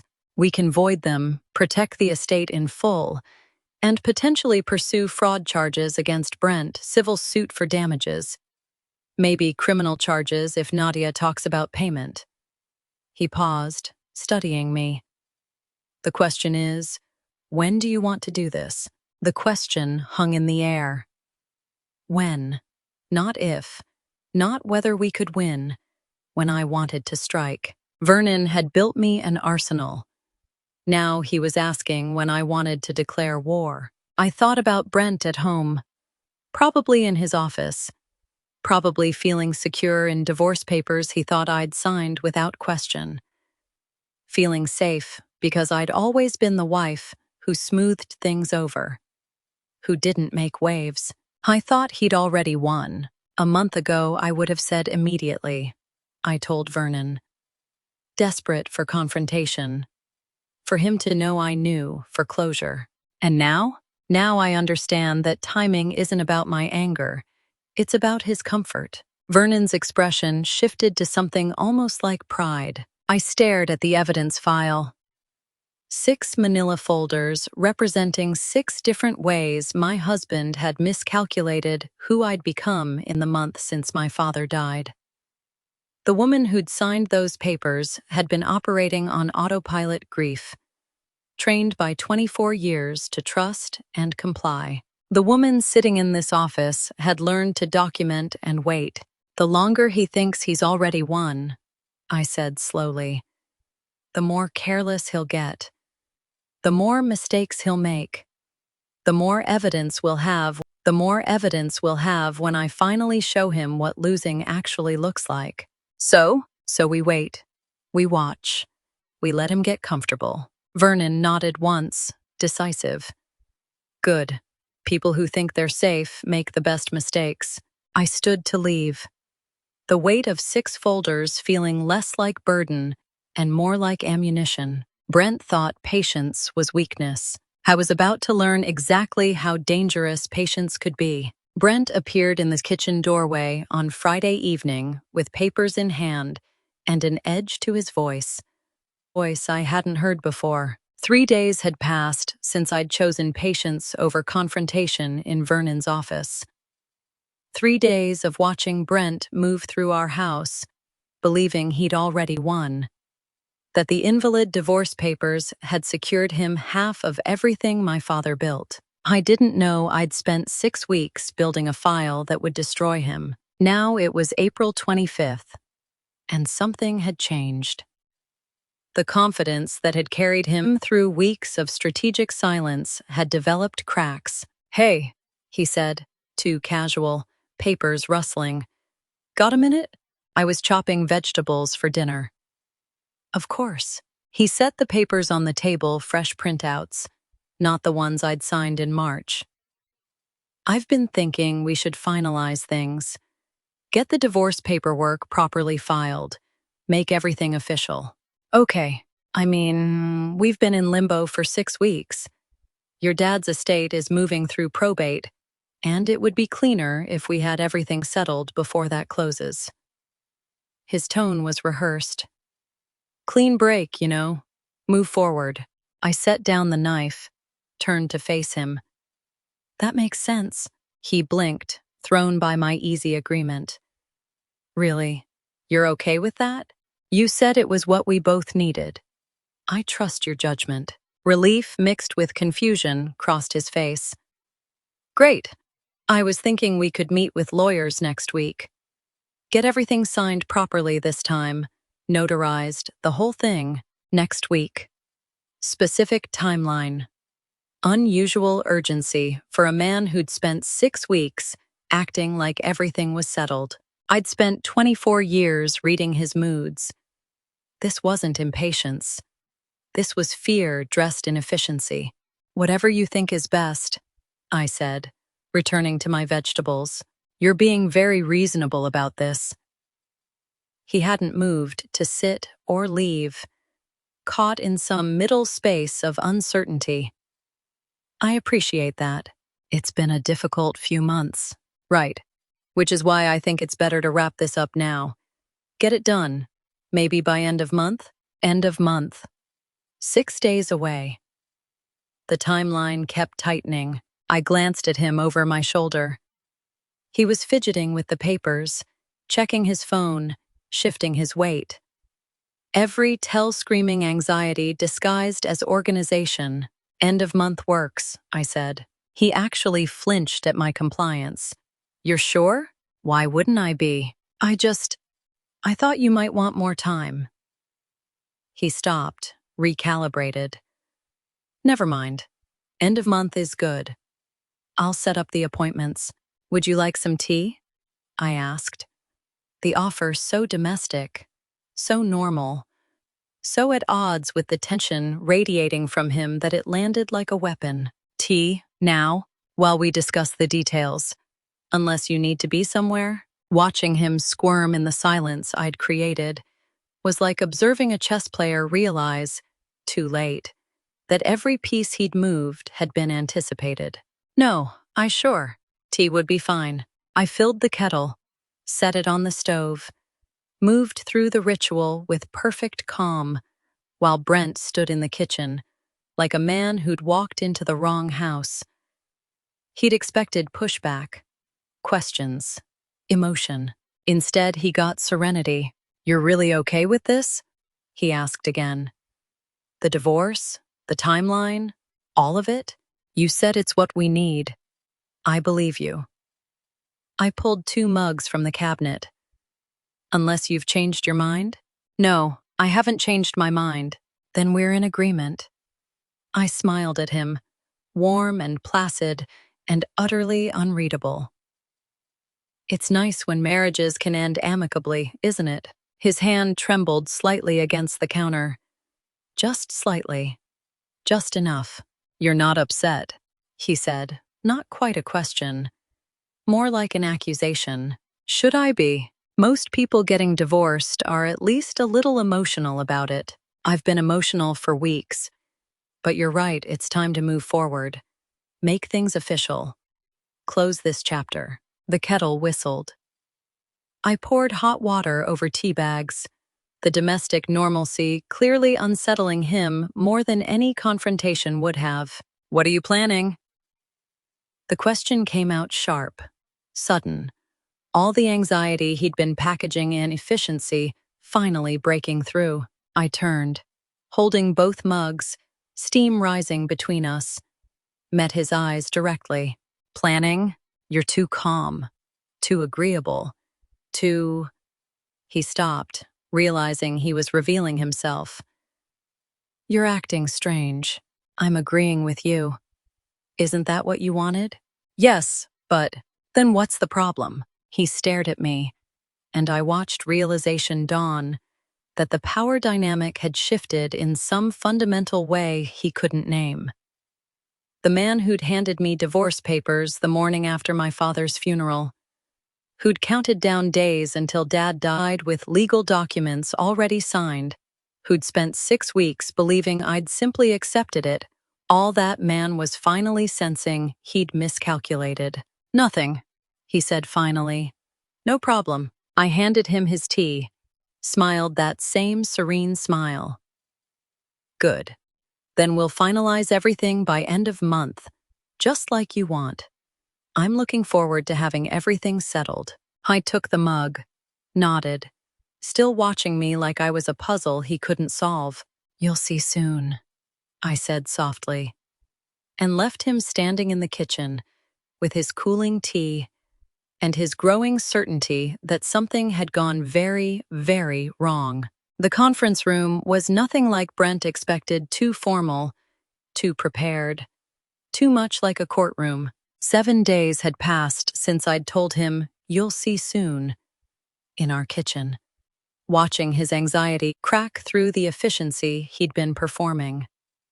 7 days of him checking his phone constantly, asking when I'd hear from my attorney about finalizing paperwork, his urgency tightening like a noose around his own neck. Now it was May 2nd, 10 a.m., and Brent walked into Vernon Barker's conference room, carrying a coffee and the casual confidence of a man who thought he was about to sign papers that would secure him half of everything my father had built. Hun had no idea what he was walking into. "Morning," he said, setting his coffee on the polished table, flashing that sales smile he used on hospital purchasing managers. "Appreciate you fitting us in. Let's make this quick. I have a lunch meeting at noon." I was already seated across from where he stood, hands folded calmly in my lap. "Take your time," I said. "We have a lot to cover." Something flickered in his expression. Confusion, maybe, at my tone. But he pulled out the chair opposite me, still performing ease. "Sure, though I thought this was pretty straightforward. Just need signatures, right? That's when he seemed to actually look at the room. Vernon Barker sat at the head of the table in full attorney mode.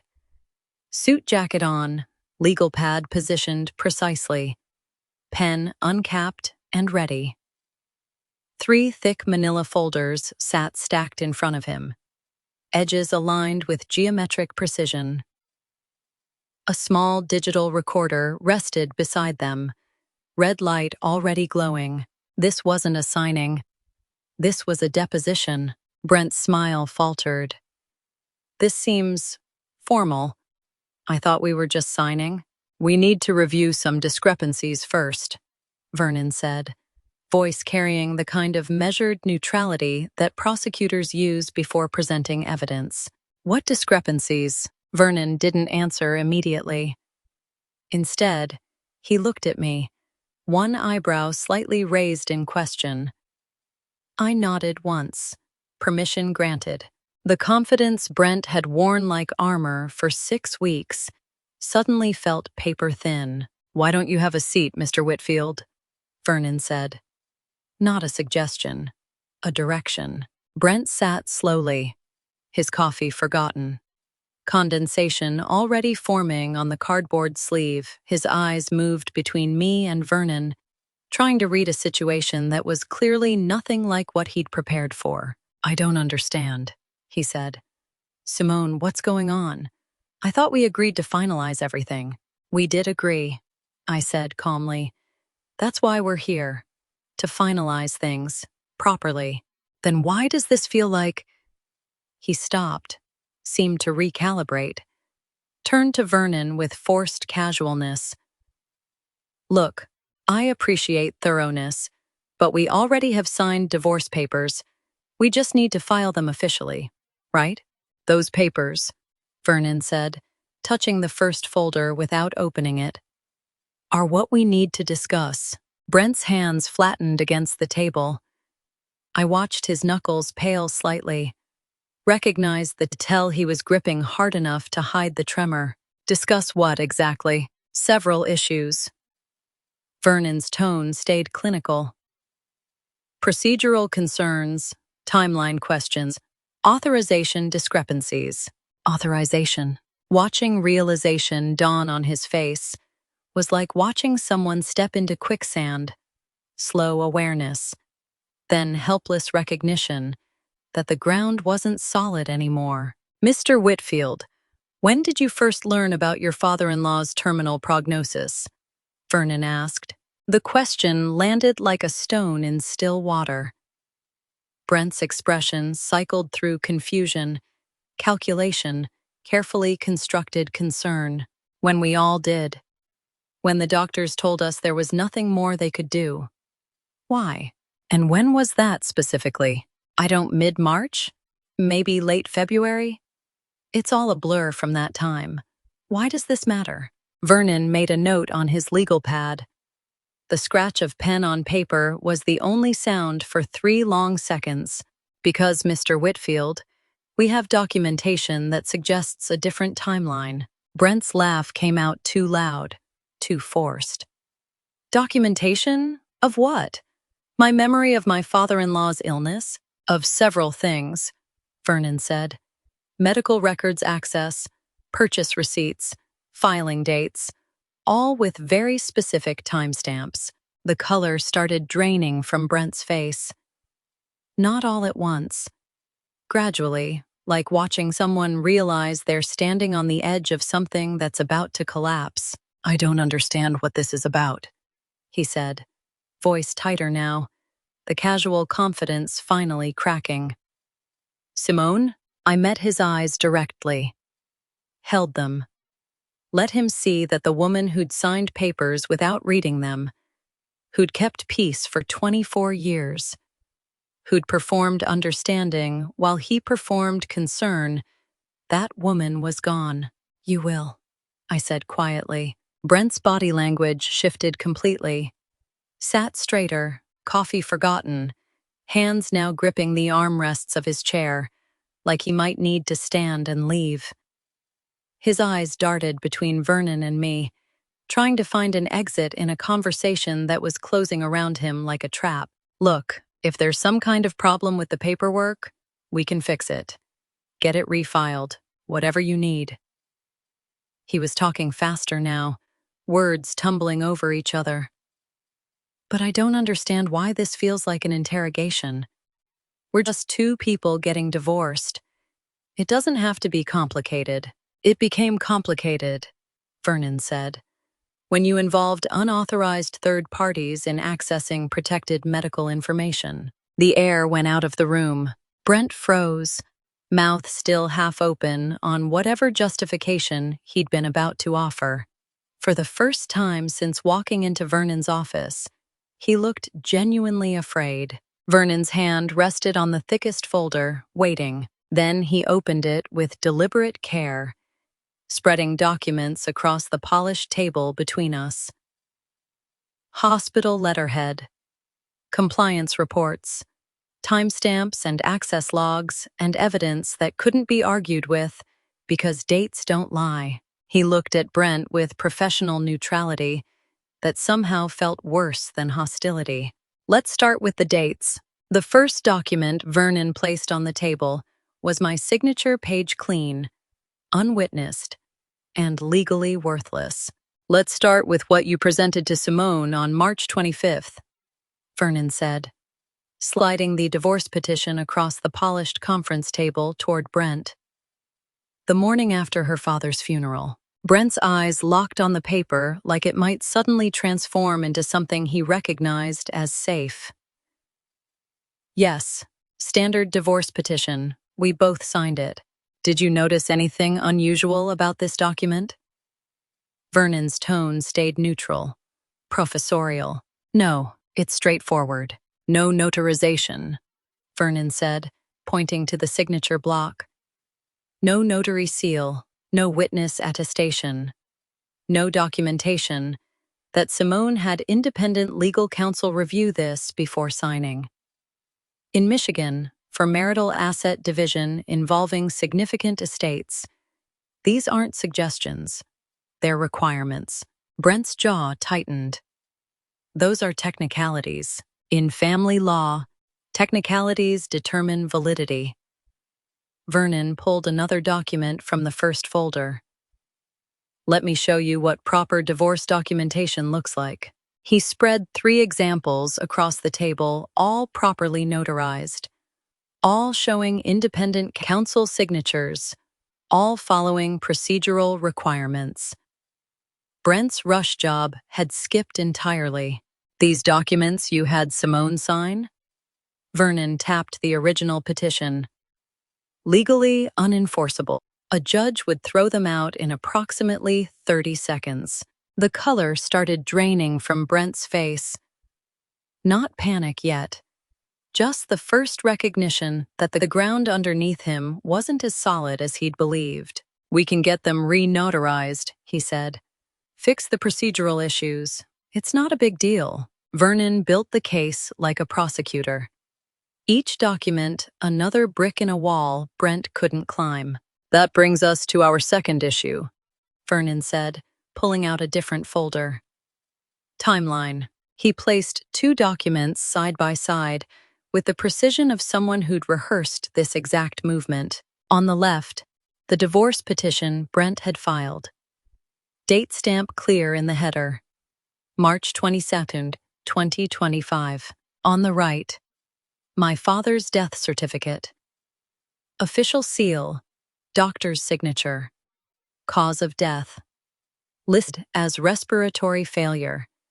Date of death, March 24, 2025. Divorce filed March 22nd, Vernon said quietly. Your father-in-law died March 24th. The silence that followed felt like falling. Brent stared at the 2 documents, and I watched the calculation happen behind his eyes. The math was simple. The implications were devastating. He swallowed. That's coincidence. I filed the papers when I thought it was time. I couldn't have known when Richard Finch would die? Vernon's eyebrow raised slightly. Let's test that theory. He opened the third folder, the thickest one, and pulled out a hospital compliance report with University of Michigan Medical Center letterhead. February 28th, 2025. Vernon read from the document. Nadia Lindsay, Records Coordinator, accessed Richard Finch's protected medical files at 2:47 p.m. Unauthorized access. No medical necessity documented. Clear HIPAA violation. He placed another document beside it. The Legal Docs Express receipt I'd photographed at 2 in the morning 6 weeks ago. February 28th, 2025. Vernon continued. Brent Whitfield orders divorce settlement template. Timestamp 3:47 p.m. 1 hour apart. The hospital breach on February 28th says otherwise, Vernon said. You received advance notice of your father-in-law's terminal prognosis from someone with unauthorized access to his medical records. You acted on that information within 1 hour. Then you waited. He tapped the March 22nd divorce filing until he was in hospice care to finalize these papers. 2 days before he died, I watched my husband's face cycle through denial, anger, calculation, and finally, nothing. This is... Brent started, stopped. You're making it sound like some kind of conspiracy. I knew people at the hospital through work. Someone mentioned he wasn't doing well. That's not a crime. Accessing protected medical records and disclosing them to unauthorized parties is exactly a crime, Vernon said. Federal HIPAA violation. Nadia Lindsay has already been terminated and faces potential criminal charges.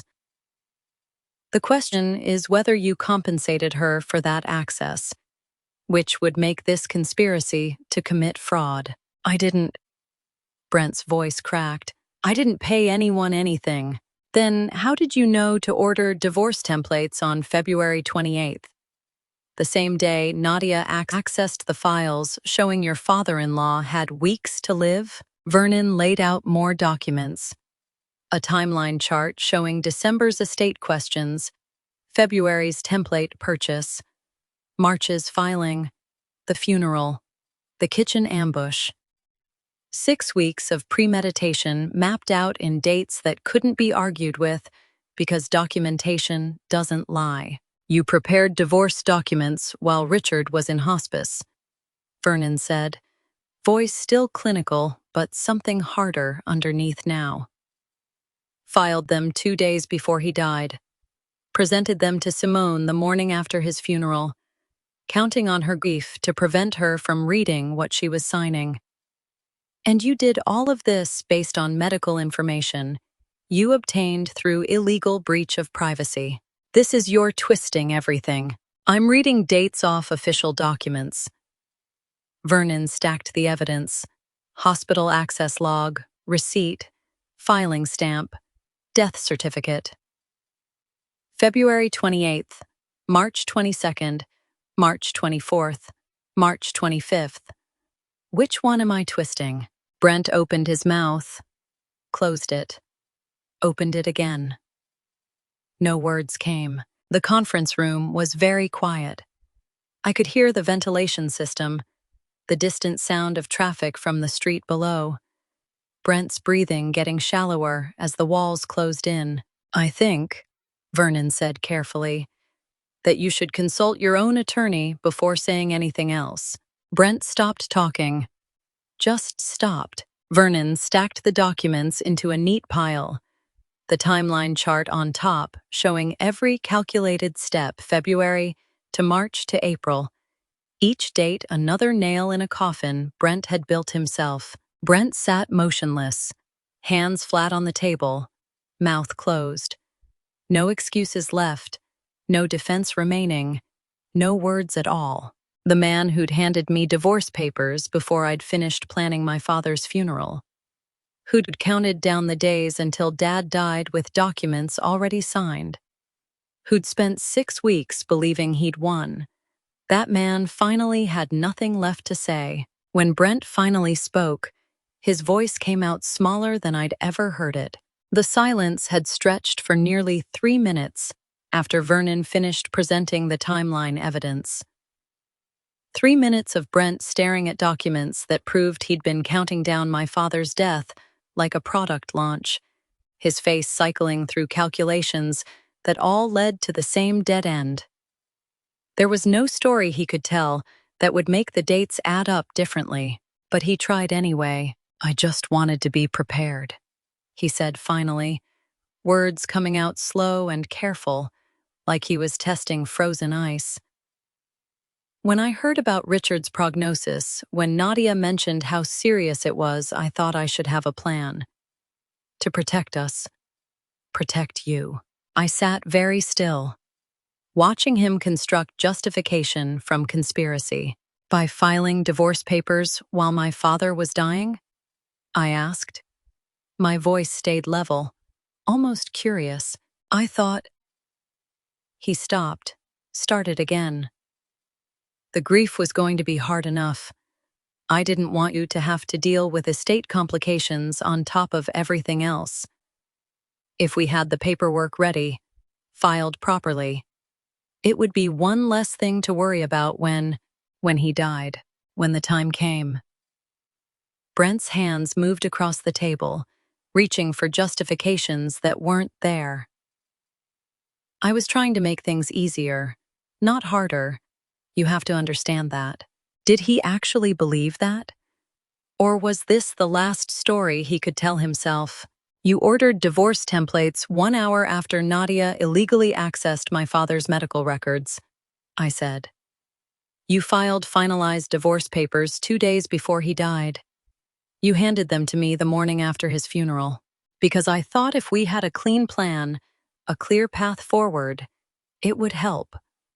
Both of us. We could move on without getting tangled up in estate disputes and family drama, and you'd get half of everything my father left me." The words landed like stones in still water. Brent flinched. That wasn't the point. I mean, legally, in a marriage, assets are supposed to be divided fairly, which is why you rushed me to sign before I could read what I was signing. To protect me from the burden of understanding what I was agreeing to. His mouth opened, closed. No words came that could reframe fraud as favor. Vernon had been sitting quietly, letting Brent dig himself deeper with every justification. Now he spoke, voice carrying the weight of legal finality. "Mr. Whitfield, these documents," he tapped the divorce petition, "are void, legally unenforceable due to procedural violations, lack of independent counsel, and evidence of duress. They have no legal standing whatsoever." Brent's face went pale. "We can fix that. Refile properly, with notarization, with lawyers." No," I said. "We can't." He turned to me, desperation finally cracking through the careful control. "Simone, please. I know I made mistakes. I know the timing was bad. But we can work this out. We don't have to. I'll file for divorce on my terms," I said. "On my timeline, with my attorney. The inheritance stays exactly as my father intended. You get nothing." Watching him deflate felt less like victory, and more like watching a stranger leave my life. "You can't." He looked at Vernon. "Can she do that?" "The trust structure your father-in-law established specifically protects Simone's inheritance from marital asset division," Vernon said. "Combined with the evidence of fraud and HIPAA violations, you have no legal claim to any portion of Richard Finch's estate. None." Brent stood abruptly, chair scraping against the floor. You're making this into something it's not. I was trying to help. I was trying to plan ahead. That's not a crime. Conspiracy to obtain protected medical information is exactly a crime," Vernon said. as is attempting to defraud someone of their inheritance through procedurally invalid documents presented under duress. You should seriously consider retaining your own legal counsel. Simone, please. I met his eyes. 24 years of marriage, and I finally saw him clearly. Not the partner I'd thought I'd chosen, but the man who'd spent 6 weeks treating my father's death as a business opportunity, measured in hours and filing deadlines. Leave, I said. The word hung in the air between us, final as a door closing. Brent stood there for another moment, mouth working like he might find some combination of words that would reverse the last hour, the last 6 weeks, the last 6 months of calculated planning that had led him to this conference room, where every document proved exactly what he'd done. But there were no words left. The door clicked shut. He was gone. The conference room felt suddenly larger, quieter, like the air pressure had changed. Vernon gathered the documents, the voided divorce petition, the timeline chart, the hospital access logs, my father's protective trust letter, and placed them into a folder he labeled invalid in neat block letters. I sat in the silent room, breathing fully for the first time since February. Since the morning Brent had handed me papers I'd signed without reading, training I'd mistaken for trust finally weaponized against me, except the weapon hadn't worked, because my father had seen what I'd been trained not to see, because he'd built protection into the structure of his estate that gave me time instead of just money. Because Vernon had documented every date, every lie, every shortcut Brent had taken in his rush to secure something that had never been his to claim. What happens now? Vernon asked quietly. I looked at the folder marked invalid, at the evidence of a marriage that had been performing itself for longer than I'd wanted to admit. At the door Brent had walked through into whatever consequences came next. What happens now, I said, is my choice. The first box Brent carried out was labeled office in his careful block letters. 8 days had passed since Vernon's conference room, since evidence spread across polished, since Brent had walked out with nothing while I'd reclaimed everything.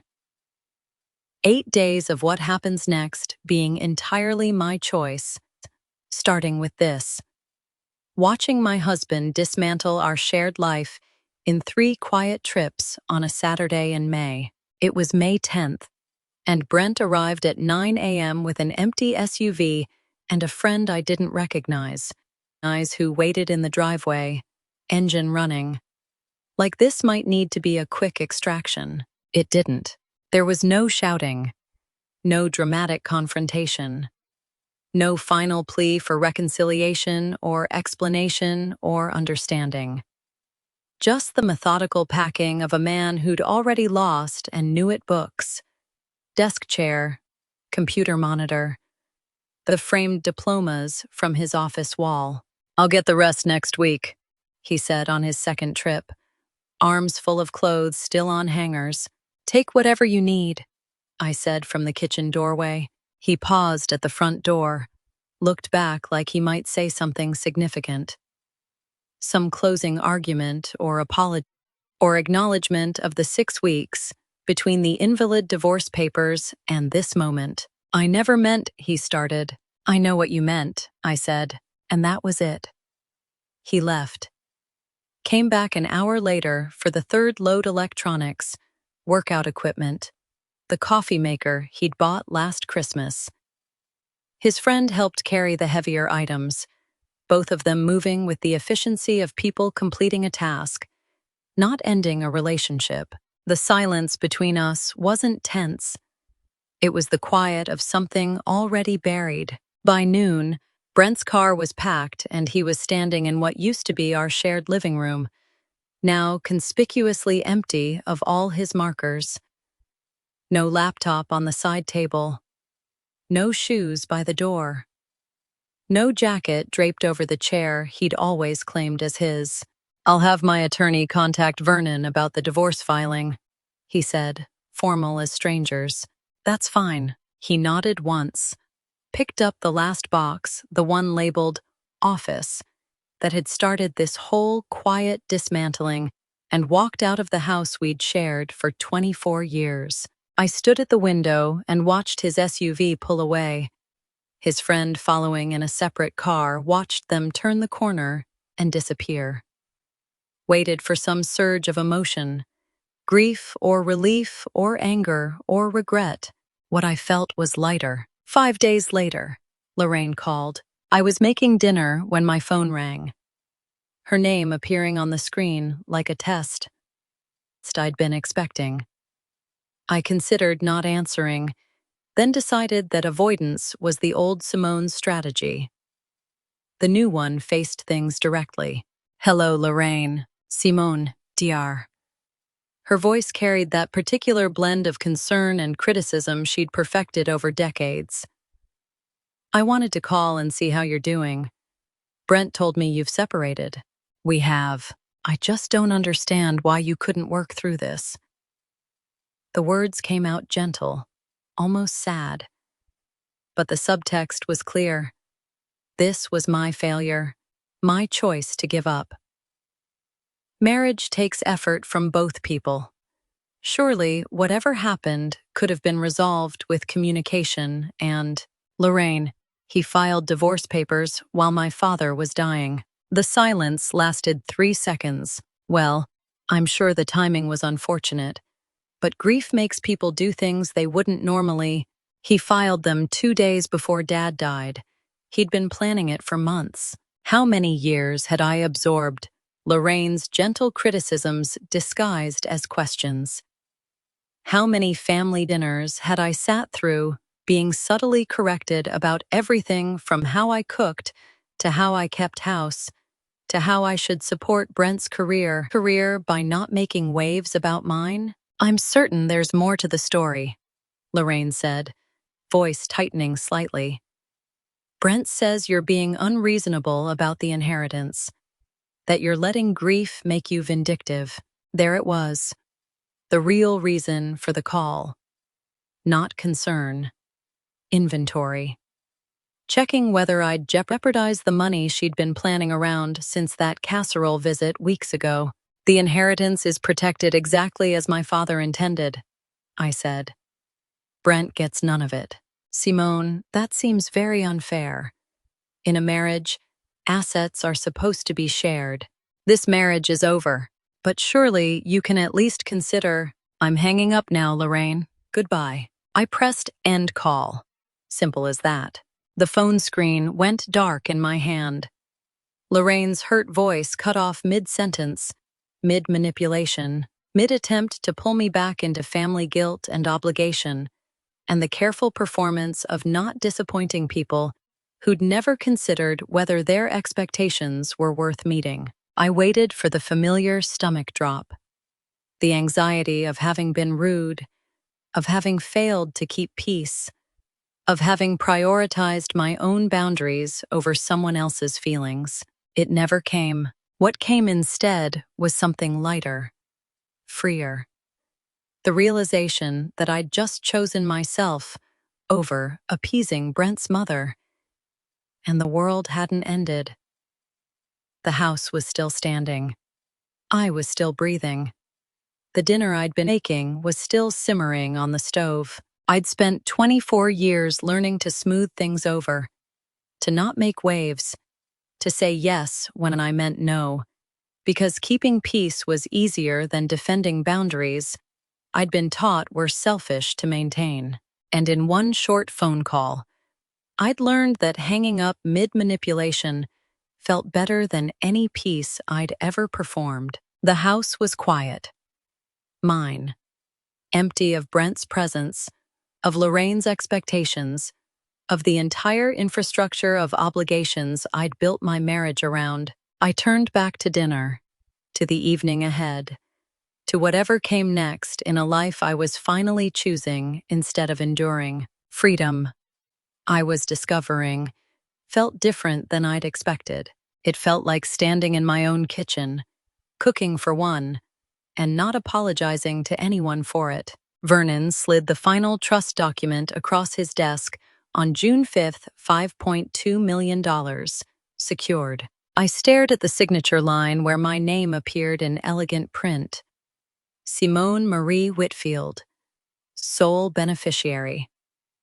Dad's entire estate, the house in Bloomfield Hills, his investment portfolio, the life insurance payout, everything he'd built over 43 years, now protected in an irrevocable trust that Brent couldn't touch.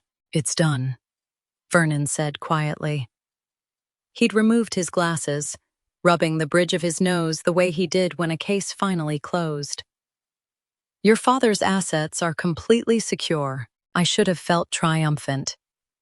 This was what we'd fought for, what Dad had tried to protect me from in that December letter. But sitting in Vernon's office, with late afternoon sun streaming through the blinds, I felt hollow. "He knew," I said. 3 months before he died, Dad knew exactly what Brent was. Vernon replaced his glasses, his expression softening in that rare way that reminded me he'd known my father for 20 years. "Richard was a careful man. He saw patterns most people miss." "What happened with Nadia?" I asked. "Her hearing was weeks ago. She took a plea on a lesser charge," Vernon said. "Kept quiet about who paid her, which means Brent stays just outside what a prosecutor could prove. She lost her job and her certification. That's the end of it for her." The trust documents felt heavy in my hands. $5.2 million, a number that should have meant freedom, security, a fresh start. Instead, it represented everything I'd lost. Not just Dad, but the marriage I'd believed in, the future I'd planned, the version of myself who'd trusted so completely. What does victory cost when you've already lost what mattered most? Vernon walked me to the door, his hand briefly touching my shoulder. "Your father would be proud of you, Simone. You didn't let grief make you careless, but I had been careless. For 24 years, I'd been careless with my own judgment, my own instincts. I'd felt something was wrong that February morning, when Brent mentioned the hospital visit, some misalignment I couldn't name. I'd ignored it. I drove home through Ann Arbor's early summer streets, past the campus where I'd met Brent, past the cafe where he'd proposed. Decades of memories that now felt like someone else's life. Brent's text came 3 days later, on June 8th. "We need to finalize the divorce. Can we meet somewhere neutral?" I stared at those 2 sentences for a long time. No apology, no acknowledgement of what he'd tried to do. Just procedural efficiency, moving to the next item on his checklist. I typed back, "Coffee shop on Liberty Street, July 10th, 2 p.m. The month between felt strange, suspended between endings. I packed up Dad's house, sorted through 43 years of accumulated life. I found his wedding album, photos of him and Mom looking impossibly young. I found my elementary school art projects, carefully preserved in labeled folders. I found the December letter to Vernon in a locked drawer, along with copies of his medical records and a handwritten timeline tracking every hospital visit from January through March. He'd documented everything. Not just for legal protection, but because he'd known I would need proof that grief would make me doubt my own perceptions, and evidence would anchor me to reality. Can you truly know someone? Or do we just collect evidence of who we hope they are? July 10th arrived hot and bright. I got to the coffee shop 15 minutes early, chose a table by the window, ordered an iced coffee I didn't drink. Brent arrived exactly on time, looking different somehow. Smaller. Or maybe I was just seeing him clearly. For the first time, a 54-year-old sales manager who'd married into money he never actually earned and tried to forge documents when the inheritance didn't come easily enough. "Hi," he said, sitting down across from me. "Hi." The divorce papers lay between us, already reviewed by Vernon. Clean, simple, uncontested. No alimony, no disputes, no claims on the trust. Just 2 signatures, and we'd be done. Brent picked up the pen, then set it down. "I'm sorry," he said. "Not for the divorce. For all of it." I waited. I convinced myself it wasn't really fraud. He continued, his voice low. "Your dad was already gone. The money was going to you anyway. We were married, I made it make sense in my head." "When did you plan it?" I asked.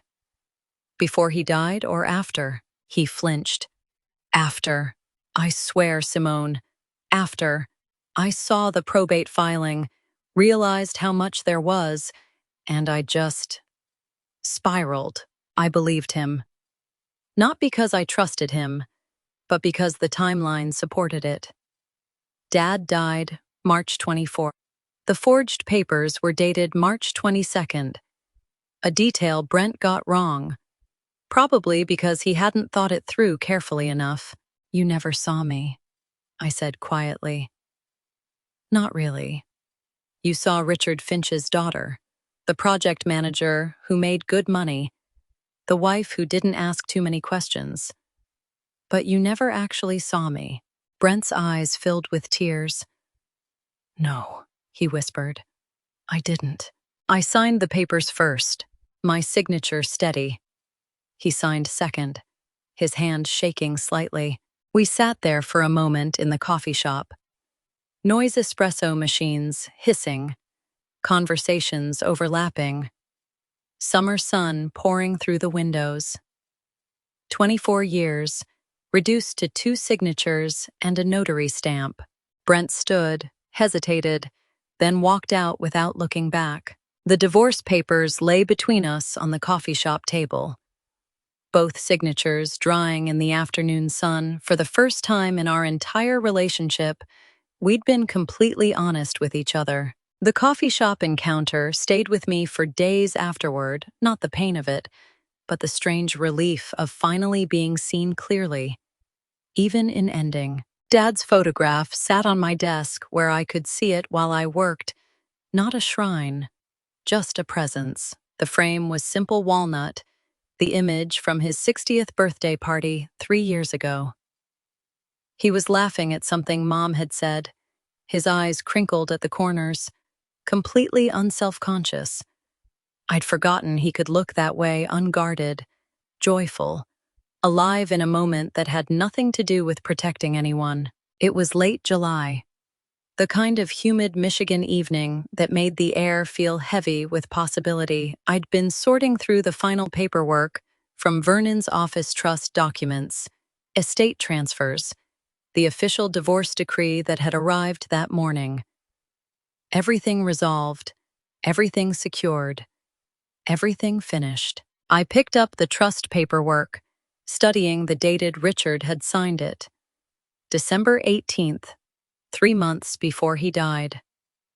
The structure was elegant in its simplicity, irrevocable, protected, impossible to contest or compromise. Vernon had explained the legal mechanics, but sitting there in the summer heat, I finally understood what Dad had actually built. It wasn't about the $5.2 million. The money mattered, of course. Financial security, freedom from worry, options I'd never had before. But the real gift was something else entirely. The trust structure gave me time. Time to grieve without panic. Time to investigate without pressure. Time to choose without coercion. Time to see clearly instead of reacting blindly. "You knew, didn't you, Dad?"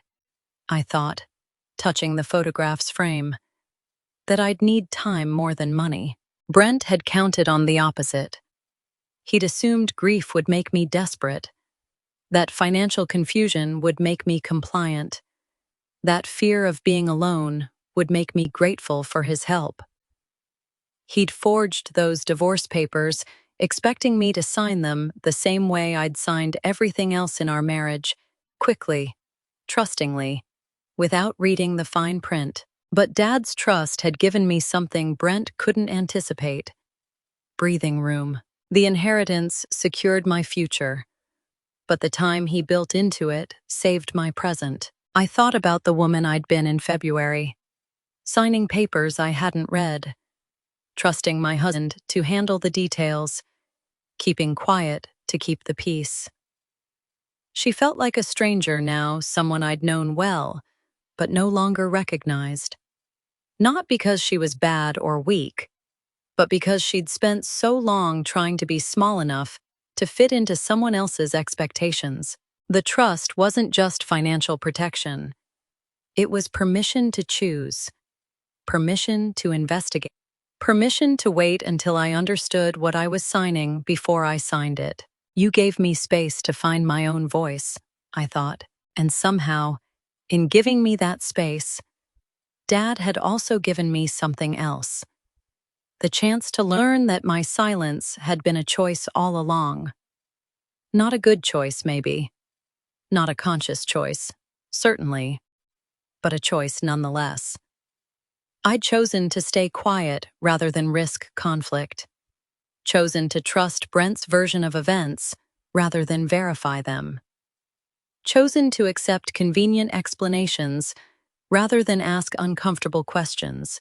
Until Dad's December letter forced me to choose differently. I returned to work at the rehabilitation clinic on July 28th. The familiar rhythm felt grounding: patient assessments, treatment plans, the careful progression of healing, measured in degrees of motion and pain reduction.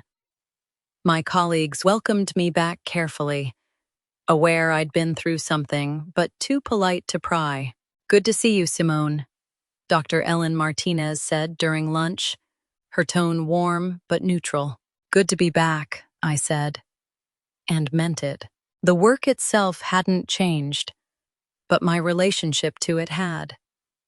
I'd spent years being competent, but invisible, doing excellent work while staying carefully uncontroversial. Now I spoke up in team meetings, questioned treatment protocols that didn't make sense, advocated for patients whose insurance companies denied necessary care. I'd spent 24 years as background music in my own life. Now I was writing the score. The transformation wasn't dramatic. I didn't become a different person overnight. But the small shifts accumulated: the willingness to disagree, the comfort with being definite, the understanding that my opinion had value, even when it inconvenienced others. My sister-in-law called that week, asking if I'd host the Whitfield family reunion again this year. Same as every August for the past decade. "You're always so good at it," she said. "Everyone just assumes it's your house." "Not this year," I said. "Oh." A pause, surprised by how easily the word had come. "Is everything okay?" "Everything's fine. I just don't want to host it." "You're welcome to." She didn't push, and I didn't explain further. 24 years of assuming yes had trained everyone around me. Not just Brent, and unlearning it meant letting silence sit in a conversation instead of rushing to fill it with apology. One afternoon in early August, a new patient arrived for intake assessment, a woman in her 50s recovering from a car accident, her husband hovering anxiously, answering questions before she could speak. "She needs the aggressive protocol," he insisted. "Whatever gets her back to normal fastest." I turned to the patient. "What do you need?" She blinked, startled at being addressed directly. I'm not sure. That's okay," I said quietly. "You don't have to know yet.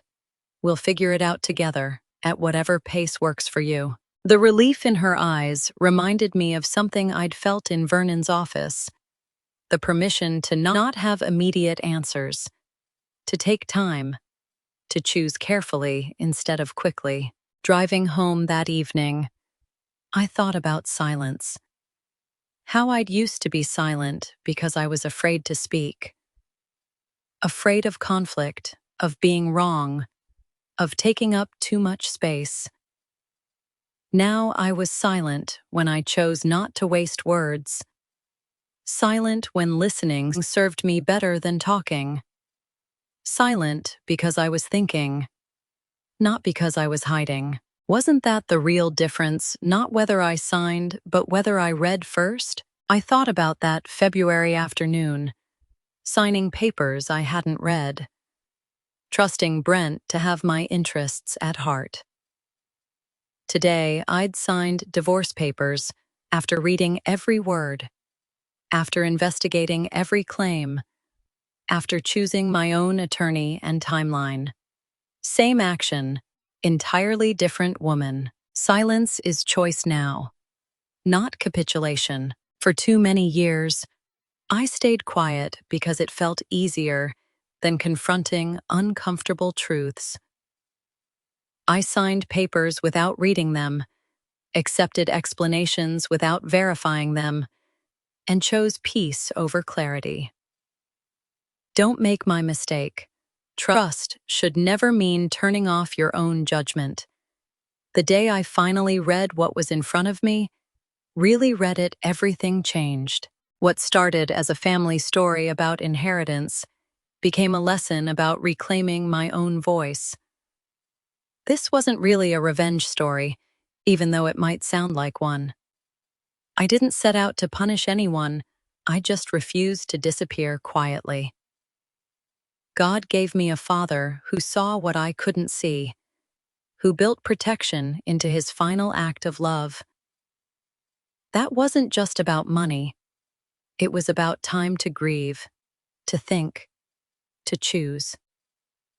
Maybe the real family story here is that people who truly love us give us space to become who we're meant to be. If this story resonated with you, whether you see it as a revenge story or simply a family story about protecting what matters, I'd love to hear your thoughts in the comments below. What would you have done in my position? And if you know someone who needs to hear this, please share it with them. For more stories like this, please subscribe. Your support means everything. Thank you for staying until the very end. It means more than you know. This revenge story, like so many family stories, carries a message that goes beyond the details. Some elements have been fictionalized for privacy and storytelling purposes, but the core truth remains. Take care of yourself